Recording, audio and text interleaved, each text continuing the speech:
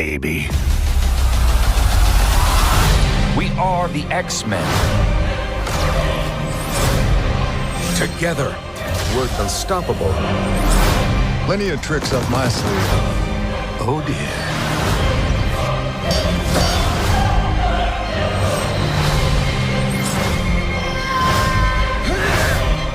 We are the dawn that breaks his night.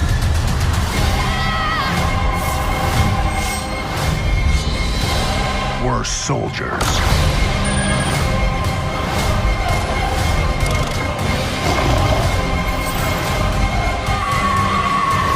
Whatever forces await, we shall face them together. He's the X-Men's most diabolical foe, Apocalypse. I will be all that is left.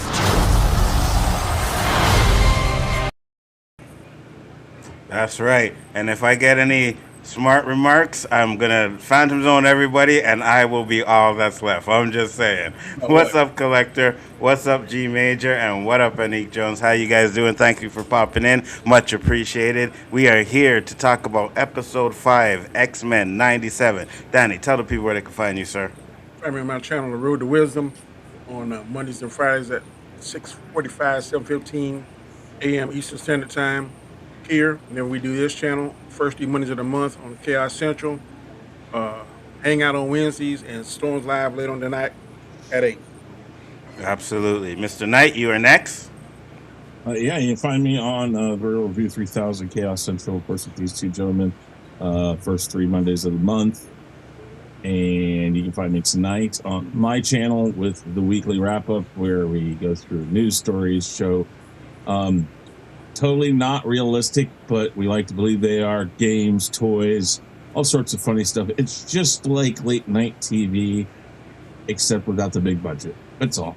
And late night TV is a lot more fun to watch. Jen, go ahead. No, it is not more fun. Listen, I will die on the hill that David Letterman did. The only reason why I don't have the ratings is because, well, people don't like me. There you go. That's just I was gonna say something, but I'll be nice. Go ahead. I'll Jen. say it. You don't have a black audience, okay? Oh, but I do. Some of the, black people like me. Just saying, is that why y'all are up on top? Is it because of the contrast? 100%. I mean, you could be in the middle. Chris definitely has to be on bottom, right? You could be on the middle. Chris needs to be on the bottom, though. That's all.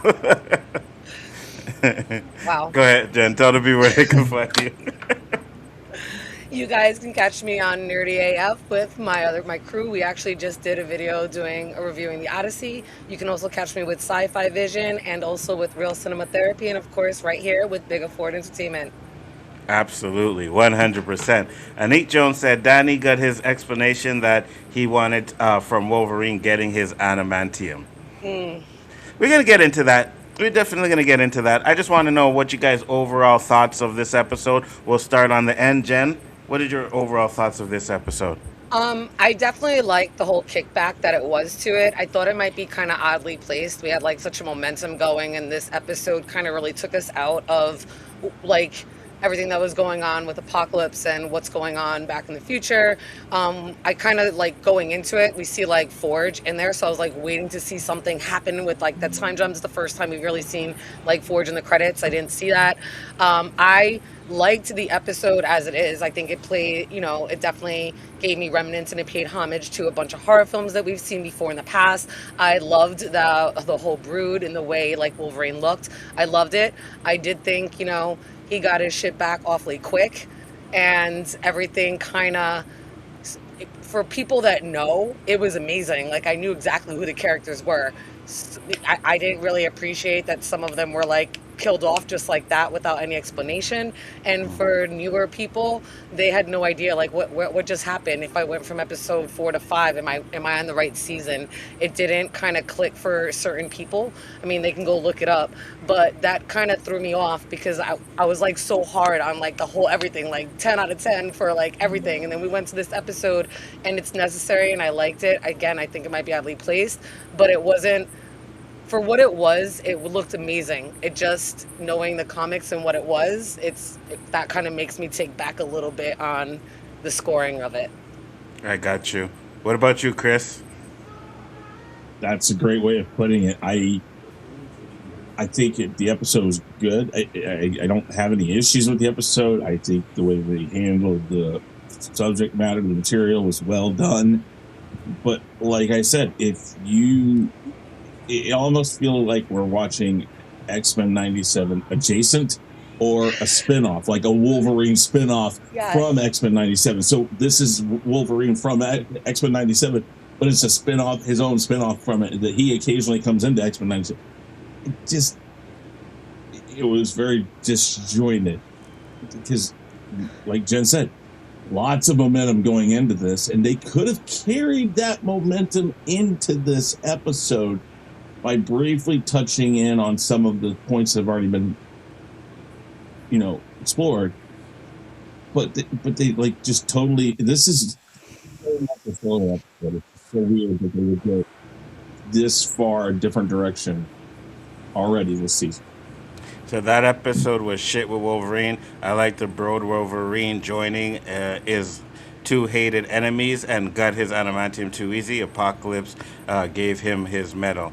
Yeah, we're gonna get into that. Agree. We're definitely gonna get into that because I do agree. I think everything happened really too quick. But Danny, your overall thoughts?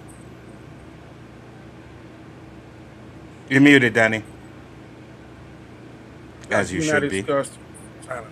Silence. I think you and I discussed this earlier. This episode seemed disjointed. If it was me, I would have played this first. I would have maybe it's been a couple of weeks or months after Magneto took the adamantium from Wolverine, and he just pissed off and mad about it and trying to figure out a way to get it back, and he used this way to get it back. They would have did that first and then go into the Apocalypse storyline. I think that would have been more cohesive. This just seemed a little disjointed to me, but overall, I saw one of my favorite villains. Yes. So I liked the video.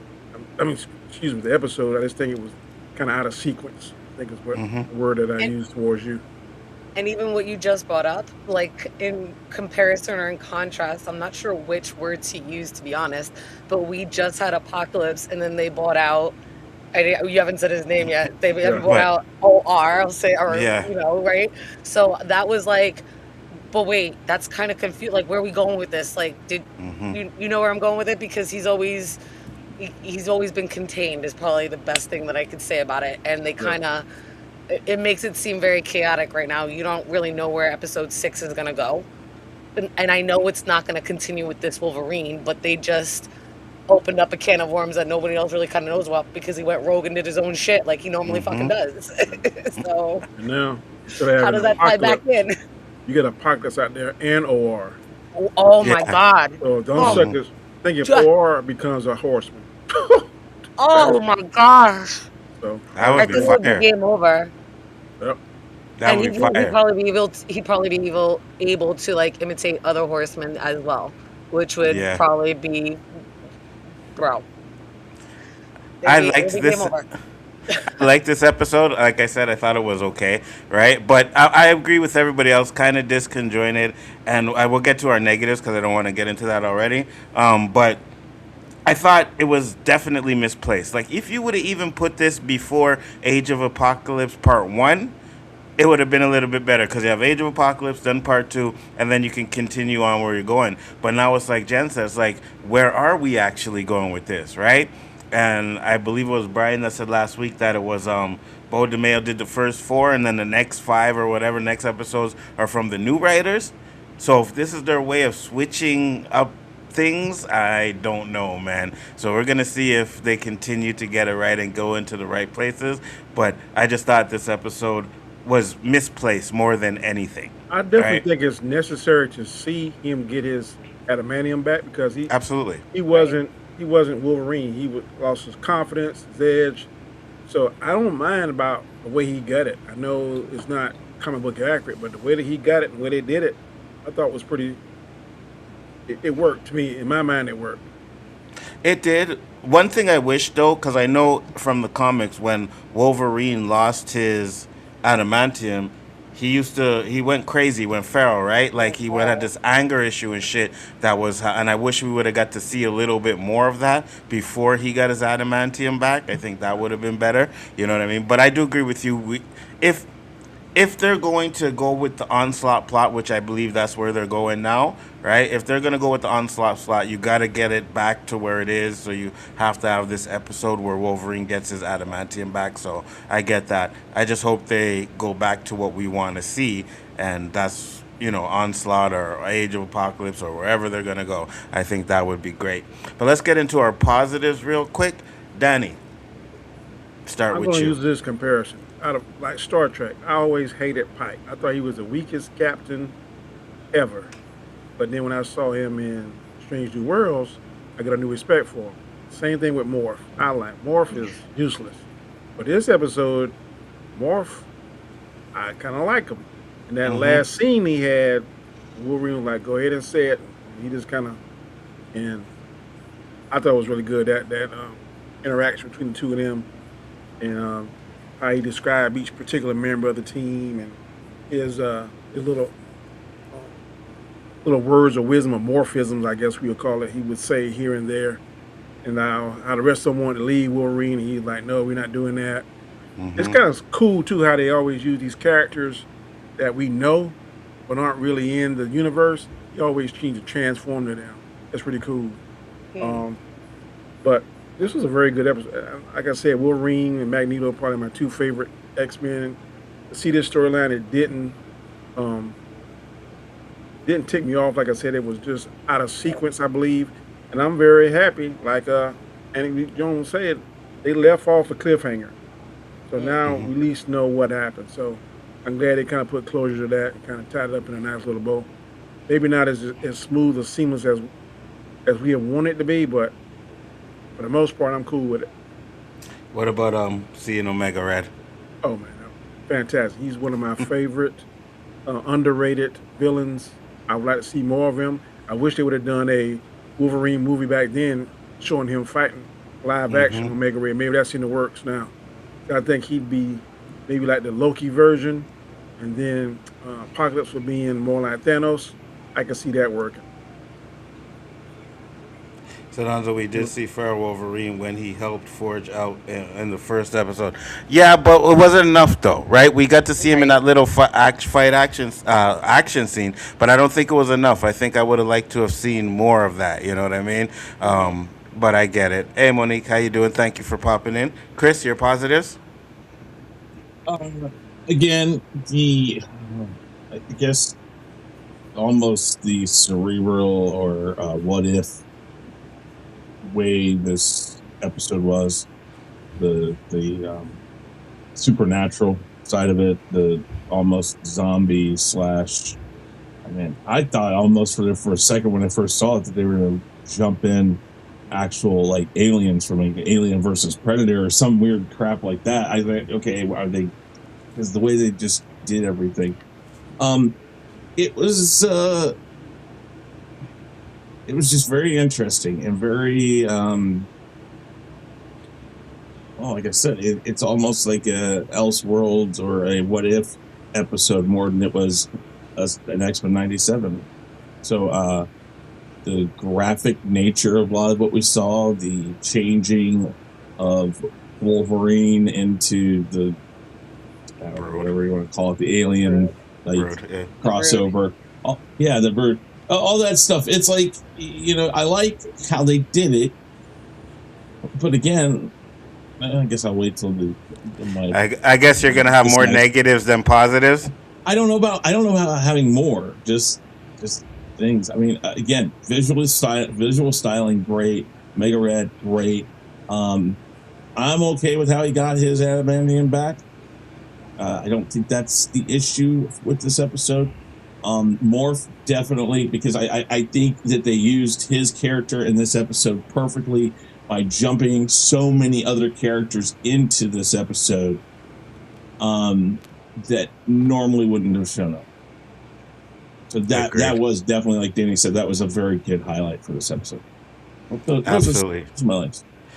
G Major sent a $4, super chat. Said probably the last 3 episodes will get back to Apocalypse. I hope so, right? Because I think that's where we needed to go with this, and that's where we want to go with this. So I really do hope it does get back to Apocalypse. Jen, go ahead with your positives. So seeing Omega Red was huge again, and it, like, going back, kind of was like, but wait, you got Apocalypse, like, what's going on with that? But I loved seeing that, and again, I thought Morph really kind of stepped up in this episode, and like you guys said, all the different characters it brought in, and at that point, it kind of clicked, where we didn't really get introduced to the characters that were in the very beginning of the episode and where they come from. You kind of really have to know. And then we see Morph change into many different characters that you kind of don't know if you don't know, like, what the Alpha Force is and how that was the Canadian version. So there you go, on. So the Canadian version's in a little bit. So we got to see all of that, and I loved it. But last episode, you saw Morph like change into Jean Grey and say like "I love you," and here at the end, like, he has like no words and goes and sits with Deathstrike, because I think at that point he kind of understands why Deathstrike hates Logan, why he hates Wolverine so much, because he is ultimately selfish and a liar, and he doesn't really realize what he's doing, and he kind of just says, fuck it, I don't care. And he lied and manipulated to them. So you kind of see that shift in the dynamic. And I kind of really loved that. I thought that was done very well. You really got to feel that. So if you're wondering like why this episode kind of happened, so if you kind of just look at that, and that was the highlight, like everything that Morph did and his reaction compared to last episode, to me was, chef's kiss. And then seeing Omega Red, I was just really happy with all that. All the different characters we got to see was just great. Even the crossovers, like Thing and Deadpool, it was just amazing. I was like, oh, oh, oh. Oh, You're muted, you're muted. like you should be. Oh, So Danny had internet problems. I don't know, I guess, but when he's ready, I guess he'll come back in. All right, we can keep him out for a little bit. But so no, I lost my train of thought now. Oh, Good. okay. Yeah, so when Morph turned into Puck, I was like, oh, Alpha Flight, and I was like, okay, it's only Morph, right? Because I thought we were gonna get to see them, but no, they didn't come in. So I wish we would have saw them. yes. He likes Silver Too, Samurai right? a lot too, because he turns into him a lot. Yes, yes. And it better than that trash ass samurai they tried to give us in that Wolverine movie. That's for damn sure. But Oh, I, oh, Yes. God. That was so horrible. oh, X Men Sorry, that was Wolverine, horrible. Origins. Yeah, that movie was Yes, that absolute was, trash. oh, Absolute God. trash. I hated Like, that movie. what? I was like, what comic did you take this from? Just please let me know. 'Cause it doesn't fucking exist. I'm sorry. I was so angry. Facts. Now, I liked seeing Wolverine turn into the Brood. I thought that was cool. I remember that happening to him in the comics, actually. And I'm like, okay, that's pretty cool, right? One thing I want to say before I get to my positives, right? I was going back and I was watching these videos about Age of Apocalypse, right? Because we were talking about a lot of stuff about Age of Apocalypse. Man, there are some things that I thought were okay. So we talked about Storm and Wolverine having a relationship and kissing. That wasn't in the Age of Apocalypse comic book. That was in the cartoon. They did that in the cartoon. They didn't actually do that in the comic book. So I thought it was a comic book stuff, and I was like, oh, I guess I was wrong with that, right? But I still want them to go to Age of Apocalypse, but I feel like they're fast tracking to Onslaught instead, right? So maybe we'll get Onslaught first and then get to the Age of Apocalypse. I don't know, but I feel like they're going to Onslaught, especially with. I watched a video and someone said the next episode has a lot of characters in it that have to do big with the Onslaught story. So if they go there, I'm okay. I still like the Onslaught storyline too as well. So I like that it's leading up to that. I loved seeing Morph transform into, like, whenever he does it, it fools me, right? And I know fooled Danny too, because Danny was like, hey, when did Thor get in there? Like, it's Morph, right? So I get caught with that shit too. But I like that they're doing all these different heroes and he's I not hate just that. transform. What's Thor Why? doing in this? I know, Danny, it catches me too sometimes. But I like the fact that he's actually changing into other characters, and it's not just X-Men characters or something like that, right? We're getting Avengers characters and all that Yes. stuff. So Didn't he that's turn to good Spider too. Man one does. time? Yeah, Yeah, he did. yeah, Yeah, exactly. I thought, That's what Yeah. I'm saying. So Is that that's smart.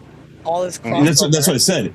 They Yeah. used his character in this episode perfectly because there was no reason for those other superheroes to be in there, Right. except for you have more. So all he's trying to do is he's using their individual powers or their individual influence on different people in the scene. For instance, Wolverine when he turns to Jean Grey, those things. He uses their powers or their imagery or who they are in the moment that it suits him best for the situation. So that was a very well done. It was very well done for this episode. How they did that. The usage of him was perfect. Let me get Absolutely. this question because I'm not. When Puck Yeah, go ahead, Danny. transforms into these individuals, does he have their powers or he just? Yes. So if he's to turn to Scarlet Witch, he would be just as powerful as she would.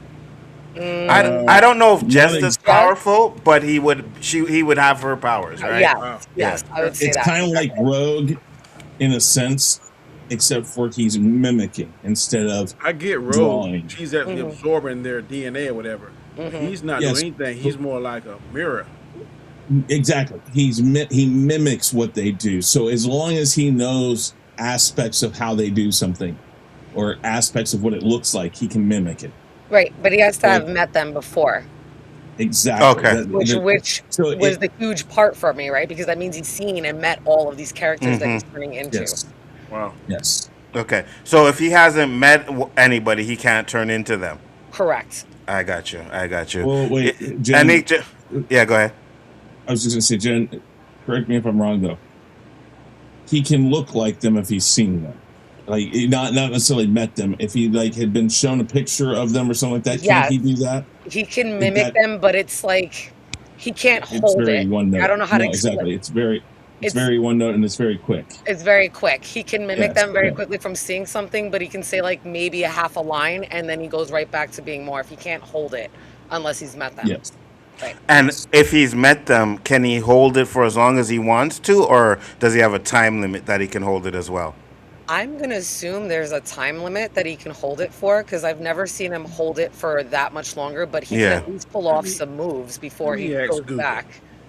Yeah, right. definitely ask Google now because I've never seen him hold it for like longer than an action fight scene, and then he goes Okay. back to Morph, and then he'll change to somebody else if need be. Kind of like we saw in the fight scene here where he changed to different people.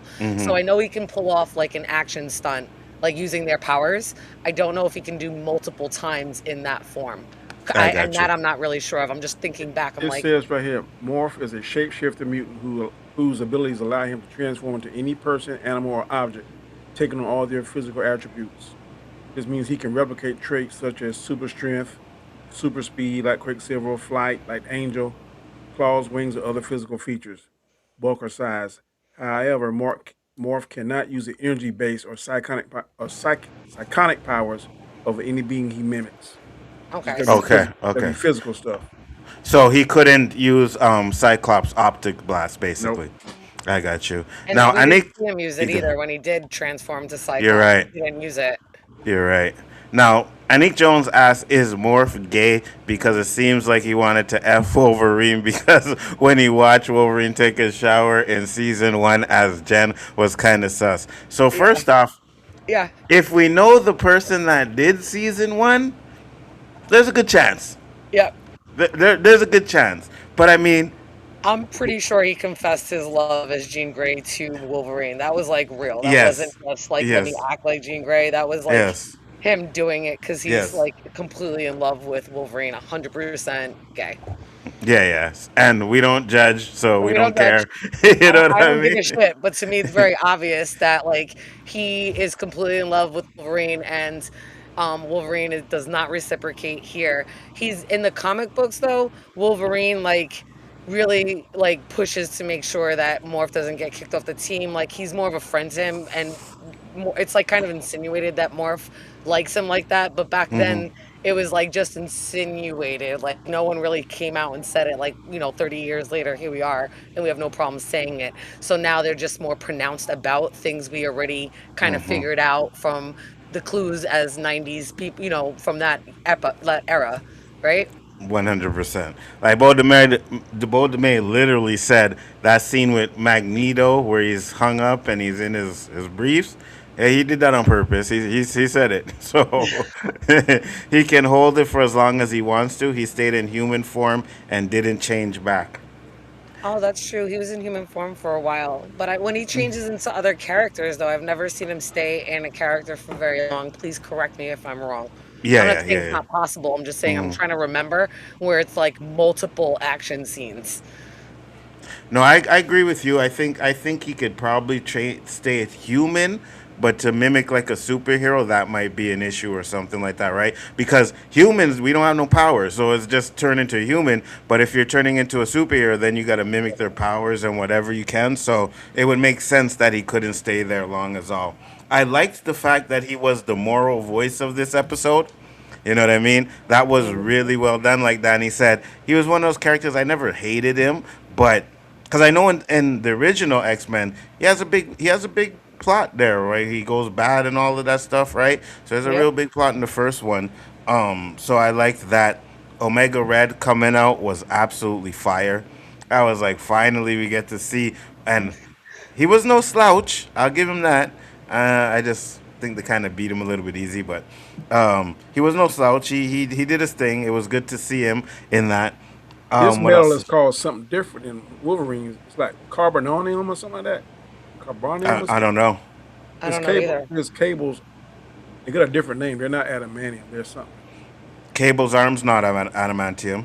No, I'm saying the cables that come out of his arm. Oh, the Oh, cables the that come under the. tentacles. They were like brood, whatever. They were green, like the brood, right? Because he had been in that brood liquid. Hold on. So it's like he wasn't a brood the way Wolverine was, but he definitely they were green. So I assumed it was that.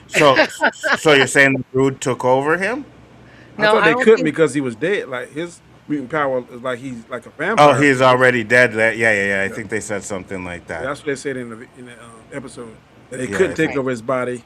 That's why they had him kind of like in suspended animation. Right. yeah. And I don't and he's not dead really. They just thought he was. So I feel like when he broke out, he was the one that can actually control the brood and that's where he got the tentacles from was like that was him using the brood. Even though it wasn't controlling him the way it controlled Wolverine, which shows Hmm. how powerful that like he is because he was able to wake up, convince everybody else that he was dead, completely wake up and then control the brood when they've been trying to make it control him and he's been non receptive to anything. And then when, of course, because he hates them, he comes out and does what he does with Wolverine. And I thought it was him controlling the brood, which is obviously more powerful than any of them because they would not be able to do that. What up, Fado? Are you happy now, Anik Jones? I wasn't being funny. It's just, we happy now? There. There. Now we. His cables are made out of something called carbonadium. Ooh, he said. But No, it's going ahead. I was just saying, Fado said Odyssey was dope, so that's another one. Okay, Fado. I trust your takes on movies for sure. It's different than like the original movie they made, and it's different than the actual story, but it's not that different. And it's done very well. It's a Nolan film. I mean, 99.9% of his films are freaking amazing. Except when he does superhero movies like the Batman, Dark Knight Rises, and I don't think that you Batman know what you're talking Begins. about there, Anto. I'm just saying. Can I get a second opinion, Danny? Does he know what it's he's talking amazing that about? those. I, I had to kick Danielle before he said anything. You know what I mean? He said Critically acclaimed. Yeah, we heard you. Carbonadium is a fictional, highly radioactive Okay. medic from Marvel Comics, developed by the USSR. Is a cheaper, more malleable alternative to adamantium. Okay. Well, yeah, that makes sense because he's Russian. Yeah. So yeah, that makes perfect sense. I They did made what- it that they made it that lime green though, so I'm sorry that I was completely mistaken. No, go ahead. Hold on. Let me bring it up and show it. Just give me a I knew he second. was his. They wasn't that man. There was something else. They You- got similar abilities. That he got a healing factor too. Oh yeah. Yeah. When he first comes out, I think they are, but I didn't think they were They're green. I thought they green. were I swear always to silver. God, I thought they were green. Am I fucking on? Sorry, I didn't mean to curse. no, that's okay. You can curse I on the show. swear they were Yeah. fucking green Hold when on. he came out. Nzo, Yeah. look. Yeah, they green. They're green. Hey, you know what, Danny? I'm not even gonna say anything because I like to smoke my weed too. So you I know, ain't never saw them green. I'm just saying. They might not be. I could be completely wrong. Listen, it's okay. We're not blaming the weed. listen. She watched it at nighttime. It was late. You know what I'm saying? That's why. There was a lot. I'm telling you, I swear, there's a lot of green in the show. So I was just like, I was really hyped. It went from like the Thing to Alien real quick. Keep going Yeah. back when he first comes out. Maybe all that stuff. I think this is when he first comes out, right? Yeah. Maybe it's because he just had green blood on him. Maybe that might have been it. Just the green blood. Hey. Well, And I thought it was completely because I was like, that's how powerful he is. He can control it. It was like 1 o'clock. Yeah, I was. yeah. They were saying the Sorry, reason sorry, the sorry. brood couldn't take him because he's like dead or something. Well, Did- he did can't they- die. was it that- dead? I thought it's no. I think they said his mutant power was like he mimics death or something. Was why that? That's why they couldn't control him or infect him because they only can infect like living beings. He Was that doesn't the DVD part when they talk about that? No, when I saw No, I watch they're, it on. they're looking at him when they say When they're that. talking, I yeah. think Morph is saying. Oh, Yeah. Morph is saying it. Okay. Huh. And was that when he came out, or? I think when he first came out, they were like, "Well, why isn't he affected or whatever?" Or when they first see him, he's still in the capsule, like he's sleeping. Mhm. When they start Okay. fighting, Where's the sound on this shit? you can see when he's first in the capsule. When they first discover him.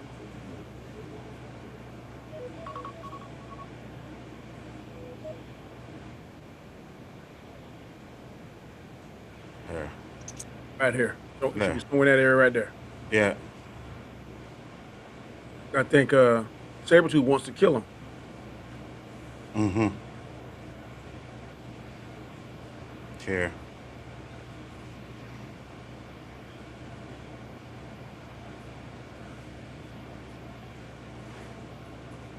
Okay, so he's an undead. Oh, you guys didn't hear that? No, we can't hear it.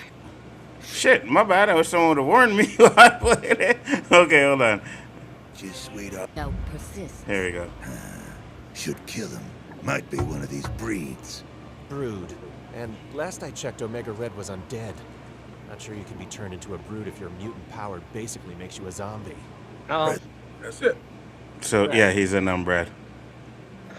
He said, Odyssey was good, not a masterpiece that people claim it is. 7 out of 10. What Oh, question really? did you ask? This one? Is that Morph's real face? Because in 1992, X-Men, his face was of a normal human being. It's not until X-Men 97 they made him look like that.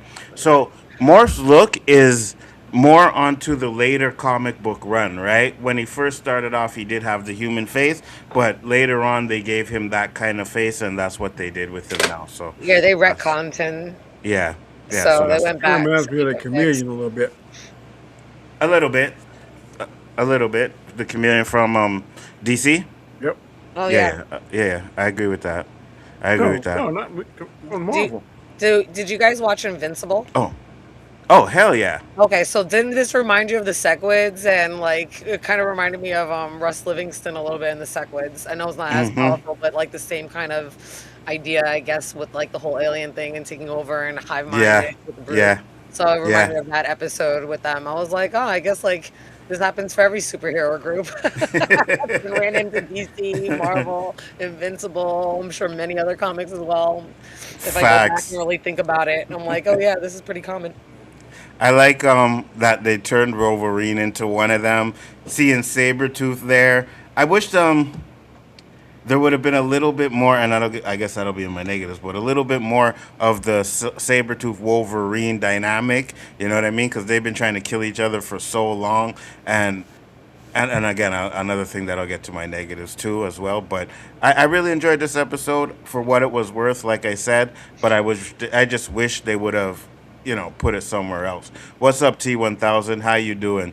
We're gonna get into our negatives. So Jen, what were your negatives for this episode? So my negatives were that they kind of really didn't introduce and just jumped right into this episode without kind of introducing who anybody was. I was fine with it. But even going back to the original, it wasn't the same crew.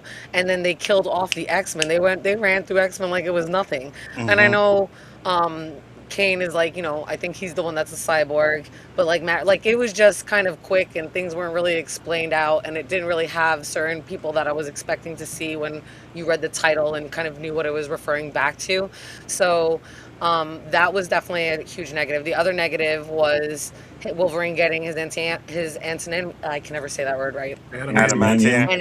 Adamantium. There you go. Adamantium. I always mess it up. I can't say Simonin right. I say cinnamon. Cinnamon. Cinnamon. Oh my gosh! just say mellow stuff and sweet stuff. You'll get Yeah, it. You know what and I've had this problem for like 30 plus years. Everybody always makes fun of me. So he couldn't get it back. Like he got it back way too quick, and certain things kind of. But I did like that when we finally saw Cornelius. I forgot to say that before. But again, it was so quick and it didn't really go into so much. So even seeing Cornelius and like the way the eyes were, I freaking loved it. Plus, it kind of reminded me of oh my God, what is that movie? Shit, where everything's like black and white and the eyes look whatever. Anyway, I can't think of what the name of it is. Oh, Sin City. It reminded me of Sin City and like the original like comics would have went though. The way his face was always kind of lit, hidden, and then like whatever. I really liked that part, but didn't explain so much. Again, you can always go back. I loved it because I knew it was referring to, but the way they killed him off, kind of how everything kind of came out so quick, not really explained, and I really didn't think they kind of. Like they left it on a cliffhanger and didn't really contain, like I don't know. I have to see where it's going. It kind of left me like, wait, what is going on? Because you still have the apocalypse thing, and I also didn't like that we didn't see Forge. I expected to see him in that opening credit. So when he didn't like come to and I know we didn't see all of the others, but Forge has never been in that opening sequence. So when he was in it, I was like really expecting to see him, and then it kind of fell short, and I was like. Who fucked up? Excuse my language, but I'm like, who messed up? Because this has to be the wrong episode because we didn't see him at all. So that was my thing. Because all of the other opening like sequences have matched the episode and kind of given us like clues. This one did not, and I didn't like that at all. And we didn't even get like a post credits thing either, which I was like, give me something to find how you time this shit back. So those are definitely my negatives for this episode. Brian said, open your gift. I got it here, Brian. I was trying to stall till the end of the show. Hopefully you could get in here before we close it out, and then I can open it with you on the stream. But if not, I will open it towards the end, definitely. Can't wait till you tell me how you thought Odyssey was. Oh, my God. Yeah, for real. I know he said he liked it, so he messaged us said he liked it, but we'll definitely have to talk about that movie for sure. Danny. My big negative that they made Wolverine like a complete Jack. ASS. He didn't mind sacrificing his friends. Like he ain't had no remorse. All I want is my claws back. I want my powers back. And as soon as he got it back, he was like smiling. I'm back, baby.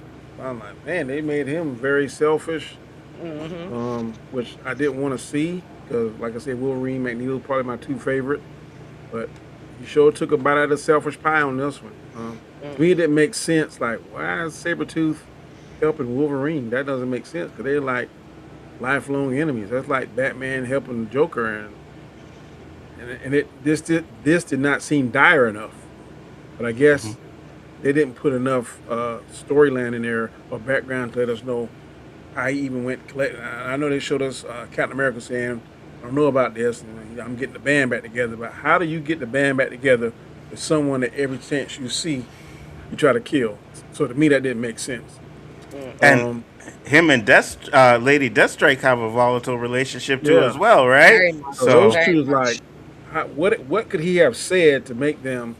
I know. I guess that guy, that scientist, whatever, was a determining factor. Because I'm assuming that he performed his Cornelius, Dr. Yeah. Cornelius. his experiments on them and made them what they are. Mm-hmm. Maybe not Sabretooth, but maybe Lady Deathstrike and the other one. The other guy I wasn't really familiar with. I know Maverick was one, and the other one I can't think of his name. Kane. I wasn't really familiar with Kane at all. So I guess him dying on the plane, on the crash wasn't a big deal. But I was like, man, these guys supposed to be, I think, the best of the best, or a crack team, and they don't seem very durable. But I just didn't like the way they portrayed Wolverine, being like he didn't care about anything, anyone. It didn't matter. He set him up. He had me fooled to the end, but he never had Sabretooth fooled. And I was like, well, I didn't like the way they portrayed him, the light they had him in this particular episode, but still was a good episode. You know what's funny? I'll say this, because I hear what you're saying, but now that I think about it, were they really his friends? Sabretooth, Lady Deathstrike, you know what I mean? I don't know about the other two, but I know they definitely weren't his friends. No, I'm saying, it don't make no sense. How would you get somebody that you can't stand to come there and help you? Okay. No, I get that, but I'm saying Wolverine sacrificing them. They're not his friends, so you don't care about sacrificing them, right? Exactly. You know what I mean? Like, I don't care about these guys. He didn't get his regular band of X-Men back. He got but he let Morph came with him. Yeah, he did. Right. He did. Maybe he wouldn't have sacrificed Morph. I don't know, but I don't think he gave a damn about the other two. He tried to kill Morph, didn't he? When he was the Brood? Yeah, when he was the Brood, but I think he was uncontrolled. I think he brought expendable players so he could get his adamantium back. And he knew that they were tough enough, but they were expendable to him. Absolutely. Two of them showed bit the bullet. Yep, we'll get to that too. He said, Jen, since you're the expert on X-Men comments in the chat, who's the most powerful supervillain in the X-Men universe beside Apocalypse, or what you like to see after the Apocalypse and Onslaught arc? Well, to me, I always thought Onslaught was one of the most powerful villains ever. Maybe Dark Phoenix. What's the one with the Kang? And he's some kind of a Kang? No, the Shadow King or something like that. Oh, Shadow King. Oh, Shadow King. Mm-hmm. And maybe Nimrod's not as powerful. We were kind of saw him as Kang. So no, I would one go that with walks with a cane too. What's his name, Jen? He has a cane. He uses cane like a walking stick to shoot his power. I don't know. In the chat, help me out. Who uses a stick like a walking? All I can think of is like Mortal Kombat. I can't think of like. They all just wanted payback. Yeah. So yeah, Shadow King's good. I almost forgot about Shadow King. So Shadow King and Dark Phoenix would probably be on my list right underneath Onslaught. I would go with them. I like that. Chris Knight, go ahead with your negatives. Just the disjointedness from the narrative they were telling so far. It didn't feel like it had anything to do with the overarching story that we've already explored this year. And the way they set it up with Captain America and Black Widow and all of that, just everything with the setup in it and what's happened before it, this did not seem like the episode we would get. And so as I'm watching it, while yes, I'm enjoying it, I'm still thinking, how does this play into what we've already seen? Where are they going to use this? How is this something we're going to use going forward? Except for the fact that Wolverine got his adamantium claws back. I mean, really, what else was this episode for? And Morph losing his trust and kind of being heartbroken over it. But those don't play into the overarching story yet, and for whatever it ends up being, maybe they're setting up Morph to go with Apocalypse. I don't know. Maybe something like that going into this. I don't know. I mean, but again, just seems like a really weird episode to do that with. I will have to be going though. So yeah, no problem, Chris. Have a good one. I'll say this. Thank you, guys. Bye, Chris. I think Chris. I think what they're doing when they're going forward is they need Wolverine to have his adamantium back for whatever plan they have going forward, right? So you need to have him be that Wolverine, have that power, have the adamantium back. Because if they're going to go Age of Apocalypse or they're going to go with Onslaught, whichever one, yeah, he can't be having them bones. You know what I mean? He has to have his power back. So Black Tom, the guy name I was referring to. Black Tom? Yep. I don't even know who that is. What? Black Tom Cassidy is a mutant with the ability to channel biokinetic energy into concussive blasts with wooden objects and later gain the ability to manipulate plant life. Black Tom is often seen with his partner Juggernaut. I've seen him on the cartoons before. I love Juggernaut. So wait, Black, I don't know who this is. I'm not gonna lie. How do I not know who this is? I gotta look it up. Usually have a wooden cane and he shoots his. Yeah, I have no idea who it is, Danny, either. I never heard of him before. At least I'd have to look at it, see it. Oh my gosh! As soon as I saw him, I know exactly who it is. Yes, I can't believe I couldn't think of this guy. He reminds you of, oh my God, what's the What's his name? Black Tom. Black Tom Cassidy. Black Tom. Oh. Do you remember the guy? Did you watch Stargirl, Jen? No. That was on. Oh, him. Right. As soon as you saw him, I'm like, he reminds me of the bad guy in like Aladdin, and he kind of reminds me of like, he was Juggernaut's friend. Yeah. Yeah. There was a comic book run where he ended up taking the jewel from Juggernaut, and he ended up with the Juggernaut power. Yeah. I almost forgot all about him in that whole storyline because I'm thinking so much of like on like all this other stuff with Onslaught. I almost forgot he existed. Thank you, Danny. I love you. Why do I have this shield on my name? You have a shield on your name? I have no idea. Oh, if you have a shield on your name, that means I think that you're a moderator on the channel. Oh, yeah. Okay, So if that's what you're talking about, yeah. Yeah, you have the power to like boot people off if you see anybody doing something inappropriate or talking trash or something. He was in Deadpool too? Boot Anik Jones off. Why? What'd he say? He's trying to check me on something, so I'm gonna check him up out of here. Collector, I'm gonna go check out your video and I'm gonna drop it in some of the Discords that I'm a part of for them to check it out as well. I will go to it as soon as we're done with the stream. Absolutely. I got a few negatives. I think a lot of, and I get it, because I know Anik Jones is going to be like, well, it's only a 30-minute episode. Yeah, I get it, 100%. But it felt that, right? It felt like everything happened at a speedy's pace. You know, like Jen said, it starts off and they're already in the plane, right? So we don't get to see how we got them together or nothing like that. I get that. Then they get to the planet, and then you have one of them die. It was Kane, you said, died? First one? Yeah, Kane was the first one that died, like, through the tree or whatever. He didn't crash. Get impaled. Yeah. Right. So he doesn't survive the crash. Then you get Maverick, who dies, right, off camera. So he dies off camera, so we don't get to see that either.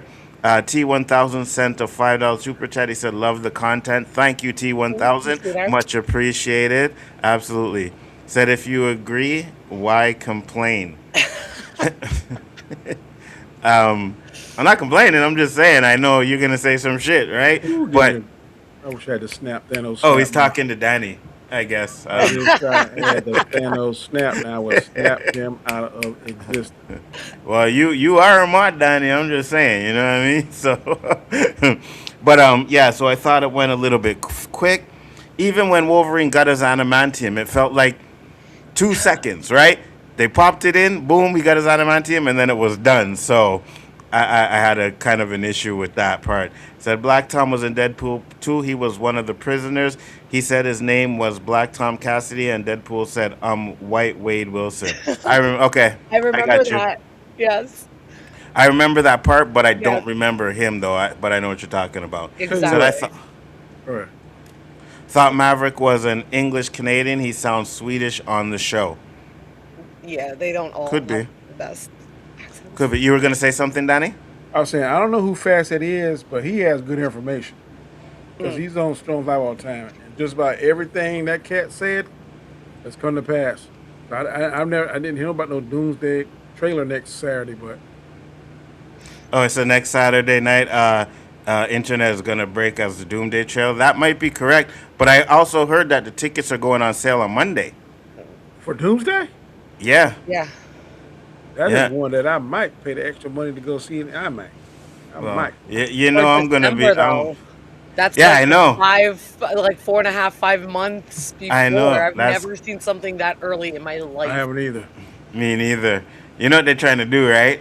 Boost They those try- ticket sales and get Doom up out of there. Yep.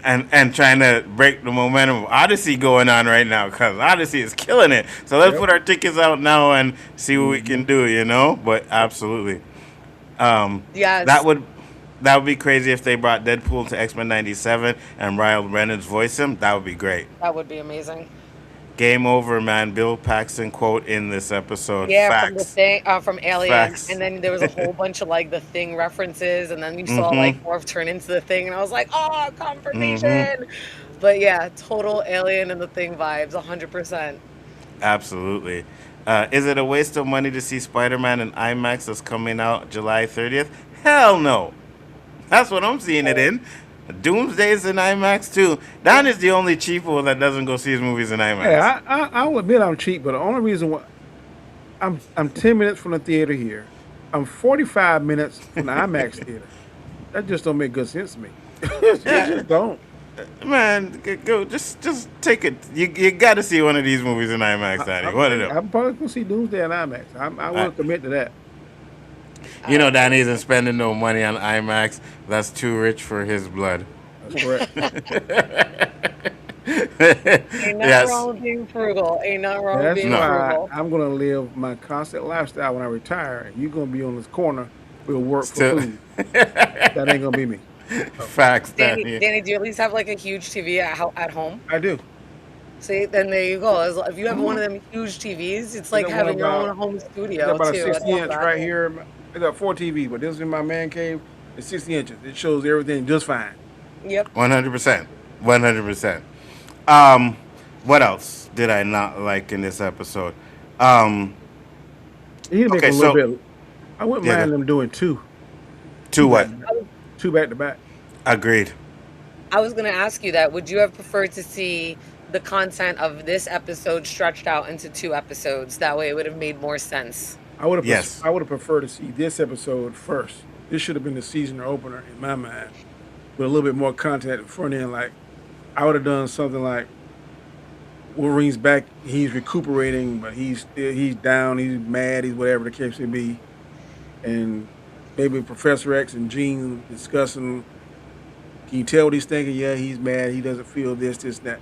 Then do this, and then go into episode 1 that we saw, 2, 3, and then to the apocalypse. Or, to me, that would have made more sense.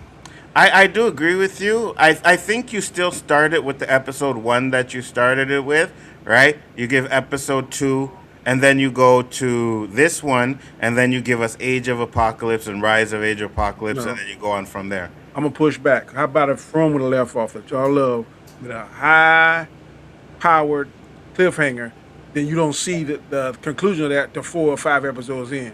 Man, Y'all we be- got to y'all wait be till pissed. next year, Danny. No, I'm saying this episode right here, whatever that y'all like, Uh-huh. then next season, they don't show you what the conclusion of that cliffhanger until 4 or 5 episodes in. Y'all be Well- tearing up the internet. Well, Fatima. Uh-huh. Go ahead. So Fatima, we had Fatima in season 2 with this whole pregnancy thing, and then there was this whole build-up, and we didn't really kind of know what was going on to the finale. It took like a while to figure out what was going on. Y'all with her. didn't like that, did you? We No, it dealt was with fine. It was fine. Yeah, it was We fine. dealt with it. That is what it is. Yeah. No, I don't want to wait 4 or 5 episodes, and I'm wondering what. But for which How long would it conclusion take- you're talking about, though? I'm talking about for Wolverine. We saw Magneto strip out his You wanted to adamantium. see that right away? I want to see what happened. I don't wait a year and a half or however long the time frame was. Then I gotta Right. wait 4 episodes into the new season to see what happened. But just I wanna hear know you. first. I hear you, but I think the bigger cliffhanger was them being in the past and the future, right? So that's why they did that first. So I think you do the first 2 episodes like you did, and then you put this one in the middle, and then you do the Rise of Apocalypse 1 and 2, and then you can keep the momentum going forward so that people don't lose it. Because a lot of people are saying that this episode wasn't great or it wasn't bad. It's just it was in the wrong spot. You know what I mean? Yeah. Because you killed the momentum of the last 2 episodes, which everybody was freaking out about. I think we're saying the same thing. Yeah, we are. But you said you wanted it first, though. I'm just saying you put the first 2 episodes that you had now, and then you put this one right after or right before Rise of Apocalypse Part 1. Right. You know how we end. You know how like episode 3, which they released the first 3 episodes, right? Yeah. So we had Rise of Apocalypse Part 1 as the Yes. cliffhanger for like Yes. those first 3.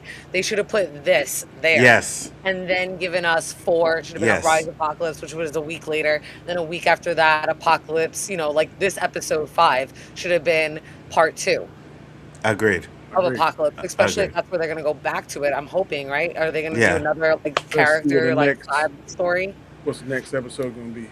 X-Men. Does it- Yeah. I know the title is there, but I'm with you. I hope they go back to it and they don't like divert to something else, right? And then Right. it's like, wait, what are we doing here? Like, because those were the 2 best episodes so far, right? And then you're gonna do something different. You're gonna lose a lot of people if they're doing that. So hopefully they don't do that. You're gonna start hearing bring Bo DeMayo back and all kinds of stuff like that. And yeah, so All right. It's called Danger. Oh yeah, Danger. sorry. Danger. Yeah, danger.exe, which is gonna be a file. That's then- gonna Okay. be a file. Strange Land, Savage Heart. Then the Dead Man's Hand. I'm thinking that's going to be Gambit. something to do with Gambit. Mm-hmm. And Survival of the Fittest. That's probably when he done. I'm assuming Apocalypse done transformed to his horseman, and now they coming after the X-Men. Yep. because I heard there was supposed to be 10 episodes, and they scrapped the 10th one. So from what they were saying is the 10th episode was supposed to give us Onslaught, right? It was supposed to give us Onslaught, and they scrapped that for some reason. So that kind of worries me about like what are they really gonna do with these episodes, and if you're scrapping the last one that's supposed to give us the villain that it seemed like we were leading to. So I'm a little bit worried about that one. Absolutely. I think we're But going to see Onslaught because I was reading his power. keep talking. And it says Xavier's most evil conscience that he's kept hidden versus Magneto's rage makes Onslaught. So we already seen he's pissed off and upset about his friend dying. So now he's probably whatever restraints he had to keep that part of himself buried, he probably done release him because he's in so much grief. And then the only way he can save him is probably somehow absorb his conscience whenever Apocalypse blew him up, whatever. So I think we're gonna see Onslaught. Maybe not him in his full glory, but just see maybe a silhouette or see him emerging and saying, "I'm Onslaught," and he goes off. So I think we'll see something along those lines. I think if the episode 9, which is going to be the season finale, is titled "Survival of the Fittest," I think that Professor X is going to pull the Fittest, and I'm going to bring Magneto back in order to defeat you. And that's where Onslaught will be kind of created, and that'll be the cliffhanger that we're left with. I exactly agree with you, and that's where it's going to go.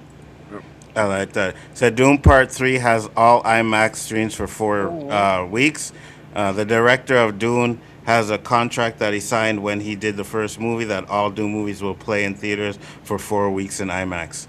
That's So crazy. Collector Man, me and Nzo will take pictures of you being in there by yourself. We want to see that.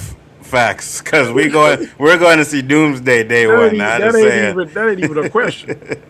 Jen, would they couldn't have put the Wolverine episode at 2 or 3 because remember Bishop came and got the X-Men from the past, so Wolverine was in the right time era. That was No, because after 2 he was back in his normal back time. in the right time era. So if they Yeah. would have made this episode So 3, it would fit. Yeah, episode 3. Please let me know if I'm wrong, but this should have been episode 3. you're right. And episode 2 is when Bishop went and got and bought. Yeah. Yeah. Yeah, So this should have because been at the episode 3. Yeah, because at the end of that episode, they're sitting around the table and they're talking about where Xavier and the rest of them are. So yeah, so they did Right. get them back at the end of episode 2. So episode 3 would have been perfect for this spot, to be honest with you. Hmm. Other than that, go ahead, Dan. You gonna say something? Nope. Okay. Other than that, I don't think I really had any other more negatives for this episode. I mean, again, I thought it was pretty well done, but again, it just felt like it was in the wrong place. But I like seeing Wolverine get his adamantium back. I definitely. What were your grades for this episode, Danny? Because I didn't like the way they portrayed Wolverine in his light, I can't give it an A. So I'm gonna give it a B minus. Okay. Okay. Jen? I'm going with a B. And I will go with a B2 as well. Now, do you guys have any predictions for what we're seeing forward? Jen, you first. Knowing that it says danger.exe and that's going to be another file. So I'm thinking that we're going to get another side quest from a character, and that's going to that side quest will tie everything back in. You know what? Funny you say that, because I believe that we're going to get a build up to Professor X losing his mind with Magneto, right? I Right. think we're going to do a lot of that, so that includes some side quest on that as well. So I agree with you. We might even see Polaris if they're going to tie her being to Magneto's daughter. So at this point, Magneto should have no kids, but it's gonna. But we've seen Polaris, so it's going to come back that somehow that's his child, and that might be what Professor X needs.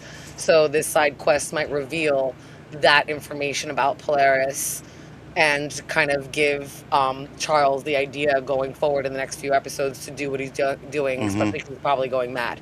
So I think that, or maybe it might even make him go mad because now he knows like she's going to grow up without a father, something of that nature. But I'm thinking that the side quest might have to do with that.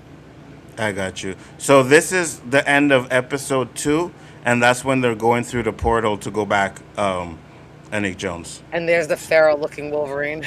Yeah, absolutely. He said, "No, I mean, no one talked about the DVD names like the Winter Soldier or others."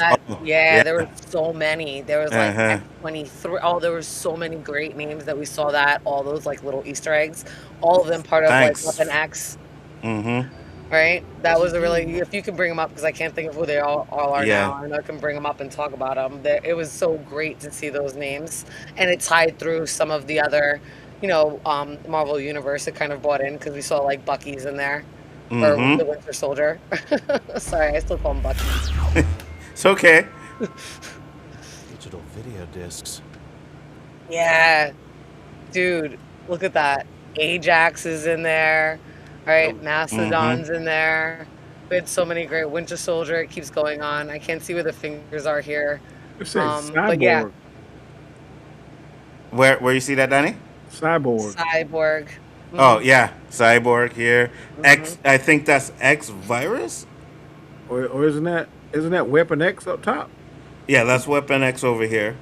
I think that's Weapon. No. If it keep going forward, because I think it's like Weapon 11, which should be. Let it go up a little bit. Yeah. Weapon, or Weapon 6. Then they got X-23. And then you And have that's his Kane. daughter. X-23. That's Wolverine's Yeah. daughter. One of his. Yeah, because it was made from his DNA. Ant. Crimson Ant. Kane. Yep. Sabretooth. Agent Zero. We know who he is. Gamora. Worm. Never heard of that. Sluggo. Sluggo. Harrison Kane. Oh yeah, there's a lot of names there. There's a lot of names, and it brings it in. I freaking love it. So does that mean that this guy has done experiments on all of these people, or Yes. does he have like their blood and he's doing their I experiments? think he probably No, just got that's- videotape on trying to study their Yeah, their powers and stuff. This is the DVD that of his success on Weapon X, transforming them however he did in Weapon X, or really giving them their powers is what it is. So this is how he gave them all their powers, and it's the video evidence on how they got their powers. So all of these members have been in Weapon X and have been successful. They've all been successful subjects of Dr. Cornelius. Shit. All This of them. dude, All this of dude them was, successes. this dude's been working, boy. someday. And there's so many. Like, this is just the one row they show, but he's got tons. So I thought it was really interesting that that's the one row they show. I'm like, please let that tie in and let's see like how that's gonna play out. Because I mean, there's some great characters in there. Absolutely, 100%. Said Jen, what were the clues on the tapes I might not know? I'm not really just that they were all part of Weapon X. I'm not really sure how or like how they would all tie in. It's just confirmation that, and we already kind of know this from the comics, that they were all part of Weapon X. They were all successful from Dr. Cornelius's program. He gave them all their powers, and it just shows that. So I'm not really sure if there's any clues to where this season is going. I think it just shows like how deep this program was and how much Dr. Cornelius is involved in different characters getting different powers throughout the multiverse of Marvel. Absolutely. Danny, you have any predictions? When I see this Danger EXE, my mind immediately goes to the Danger Room. I'm thinking that Charles is coming back. He's grief-stricken. He's angry. He's upset. He's putting in all the information he learned from his interactions with Apocalypse, and he's putting them through the Danger Room. They're like, Professor, we done enough. Nope. So that's what I'm thinking, that he's coming back. He's crazed. He's upset. He's trying to figure out a way. What did they do wrong? How can they do to defeat him? What can they do put in place so his friend's death won't go in vain? That's what I get when I saw Danger EXE. So I could be totally wrong, but I'm thinking he's coming back, grief-stricken, angry, not the compliant, human-loving, peace-loving Charles. He's something different. I think that's going to open the door towards him becoming Onslaught too, because he's just so obsessed. I could have done more. Why did Magnus die? That's what I'm thinking. I got you. I said, do you think we'll get another past cartoon continuation after the success of X-Men 97? I hope so. I mean, you got to get the right writers on there and everything. You know what I mean? Now, one question I want to ask before I open this box and let you go, because I know Danny got to go. Oh, Brian's here. Brian made it. What up, Brian? How you doing? Dude, that was something. Now, I left home at 2:20, and I got back at 6:45. Yeah, I know. The movie's long. I know. I got it. I know Danny got to go, so real quick, I want to ask you guys this. Don't you have storms? I got about 9 minutes. Okay. So I want to ask this question real quick then for all you guys on the panel.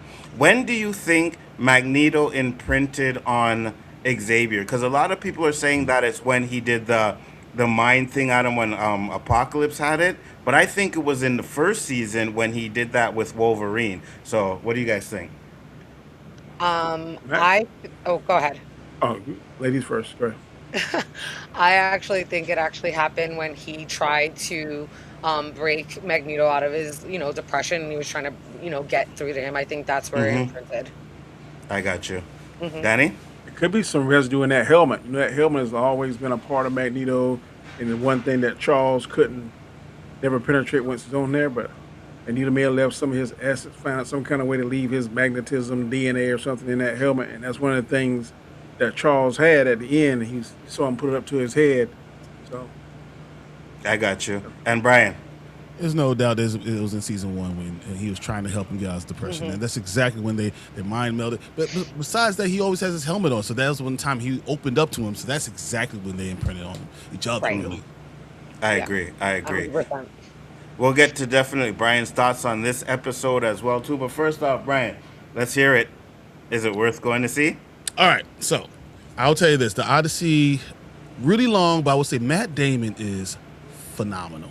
I mean, I'm just saying, like, what I saw from The Martian, then watching this, Matt Damon, I could watch him on the screen by himself. I literally, like, Which was The Martian. You think he's going to get nominated? He's going to get nominated for the Oscar, you think? Yes. I think he's definitely getting nominated. And what about Anne Hathaway? Her emotion was so good. It was, like, literally when, I don't want to spoil the story, even though it's been 3,000 years, but there's something at the end when you see it, it really warms your heart. Everything kind of falls into place. It makes perfect sense the way it went. Tom Holland's a good actor. Yeah, I'll tell you that too. People are ragging on him that I was like, then you don't know the story. He did a perfect job of growing. Like he's not like everybody's like he just stood around the first like act and a half, and I was like, then you don't know the fucking story. Like, it was so frustrating. I thought he was great. I thought they were all great. Robert Patterson, oh my god, dude, I wanted to punch him in my. I wanted to punch him in the mouth. Punch him myself. I was gonna walk in and was like, look, if I could just punch him in the face one time, you know. And tell me, John Leguizamo was amazing. So if there's a supporting actor, he would probably be the one that would get that best supporting actor type of thing. A lot of people are saying this was like his best role ever. Nerdman said, surprised people aren't watching so much. Watching what though? Because they're talking about X-Men '97. People are watching. Yeah. You know what I mean? People are definitely watching. There's videos on that shit all the time. So absolutely 100%. You hate watching. I don't know what you're talking about. You already coming here hating. Yeah, Nerdman always hating watching. This is a boring show. Yeah, I think he's talking about the X-Men though. That's what I'm talking about. Boring. Yeah. What's boring? Yeah, that's what he said. This episode was boring, trash, so fed up of not having Gambit in this series. Ooh. Oh, he's coming back before the end of the season. Yeah, but why is Gambit going to determine if it's good or not? Like, that's it's two things that don't matter. The match. That's Nerdman logic. We know Nerdman got no logic. That is Captain Negative, boy. Facts. Negative. So, Brian, what are your overall thoughts of this episode? Honestly, I thought it wasn't a filler, but it was something that I think we're not going to know why it was important until later on in the season. I think it has to do with Wolverine and his development, and not that he needs to have the adamantium. I think it's that he needs to realize that he's more than just his claws, and I think that was the whole thing. Mm-hmm. And then you're going to see Morph tell him, and everyone's trying to tell him, like, you don't have to be that guy. You don't have to be a dick, because that's what he really was. You know, even if they're not his friends, but you know he uses their pain to get them all to come in and try to kill somebody, and then lies about what it is. You know, so I think that this is going to be an add-on later, like episode 8 or something like that. We're going to find out this was important for his character development. I could see that. He said, yeah, Matt was good, but the third and fourth act was extremely good, but I'm kind of tight. Everyone spoke in English accent instead of a European accent. I don't know why Tom and Robert didn't speak with their normal voices, I guess you're saying? Well, it's supposed to be Greek, and if not everybody's going to speak Greek, then everybody, like, I appreciate them all sticking to something.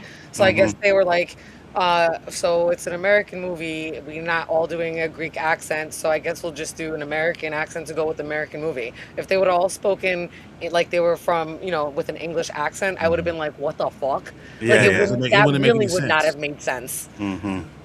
Suspend belief and then understand where you are.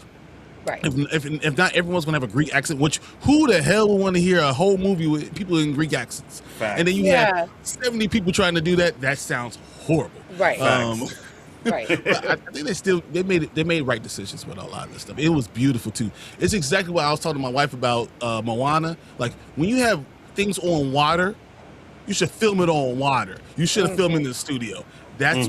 They did an amazing job. Charlize Theron, she's not getting the praise that she needs. That little small part was amazing. Yes. Got you. She was amazing. Definitely gonna go see it then. Brian, what are your positives for this episode? We get to introduce other characters. First off, when you finally get. All right, Donnie, take care, brother. Let's see what's in the box. Yes. You want to open it now? Yeah, open the box. Open the box. What's in the box? It better not be a head, Brian. 7? No promises. Hey, look at you. It's a statue of the man in the yellow. It should be a Pennywise head. All right, guys, this is the box. Oh, this is nice little box here. Kind of big. All right. There's stuff in it, so yeah. Okay, there's a shit. All right. Whoa, holy cow. Oh, say a word. All right, before you show it, we'll drum roll. Okay. Got a He-Man cup. There you go. So I wanted to make sure you got some He-Man. What's so funny, Donnie? What's so funny? But now you All got the right. power. We got another little Skeletor toy here. Yes. Wicked. Say word with that one. Holy shit. Okay, hold on. We No. want real live Morphin Wolverine. I definitely got my talisman. Yeah, talisman. Yes. What is that? My From talisman from. Talisman. I was telling Brian, I was like, what if it was like some voodoo guy who made these talismans? Right, we got Word. we got a bobblehead Batman. There we go. It's no. It's a bobblehead Dark Knight. Dark Knight. wow. Okay, my bad. Wow, Brian. When you're My You Dark should have got Knight, him a bobblehead, the Batman. That you alone. should have got him. Shut he up. ain't stolen the Dark Knight. Ooh, this guy got me. Wait, hold on. This is the actual comic book. This ain't the Nolan stuff, Yeah, but no, Dark it's Knight comic book. the That's Dark a Knight fire comic comic book. book, Yeah, that's a fire one. That's a fire one. And then we got Walking Dead. Yes. That's fire, bro. Complete set there. Bad Boys for Life, absolutely. Yes. But You guys are. Transformers now movie. That's what I'm talking about, bro. Yep. Transformers That's 1 was it. better. Was that the 25th or 30th anniversary? I couldn't remember. 30th anniversary one. Nice. I appreciate that, bro. That's fire. Yeah. That is fire. I appreciate Very you. cool. Thank you, man. Yep. Absolutely. Good box. 100%. Good box. Great Very box, good box. Brian. Catch y'all Hey, next it's funny week. because I've been Next looking for Danny for Vegeta. I'm going to find it, bro. I want to. He is my man. Good Facts. show as always, fellas. Catch y'all next week. Yes, Hey, Danny. Danny. Take care, All right. brother. I appreciate that. That's fire, brother. Thank you very Thank much. you. Thank you. All right, Brian. So go ahead. Tell us about your positives. Oh, shit. My bad. Wrong one. Wrong one. No, I thought this introducing Sabretooth was real good. I mean, anytime you have Sabretooth and Wolverine in the episode, that's awesome. Adding Morph was a good way of adding other people to the thing. So like we get Deadpool, you have all these other characters that you can add just with having Morph there. The adamantium, it was good that they did this. I just don't like the way they did it, but it was good that they brought the adamantium back because he's going to need it to be powerful enough to deal with what's going to happen on Apocalypse. I think they did a good job overall with storytelling. It was just too fast. Everything was, they assumed that we understood. We knew X-Men, like I think it was this 151 through 157. They assumed the Uncanny X-Men, that whole storyline is already known. So when people I heard Daddy asking questions, it's because you either read that 151 to 157 or you haven't. So if you have that assumption, sometimes you don't know what's really going on. But it's good that they had characters that are Weapon X program. They did a good job of doing those things. But there's just something missing in the episode. Just something missing. I agree with you 100%. I think a lot of the stuff, and I said it earlier, went by a little bit way too fast. You know what I mean? Characters died off screen and stuff like that. And I get it. We got to get to him having his adamantium back. I get it. But we were talking earlier, Brian. We said this should have been episode 3, right? Yeah. You should have put it episode 3, and then you have the next 2 with the Rise of Apocalypse, and you continue on from there.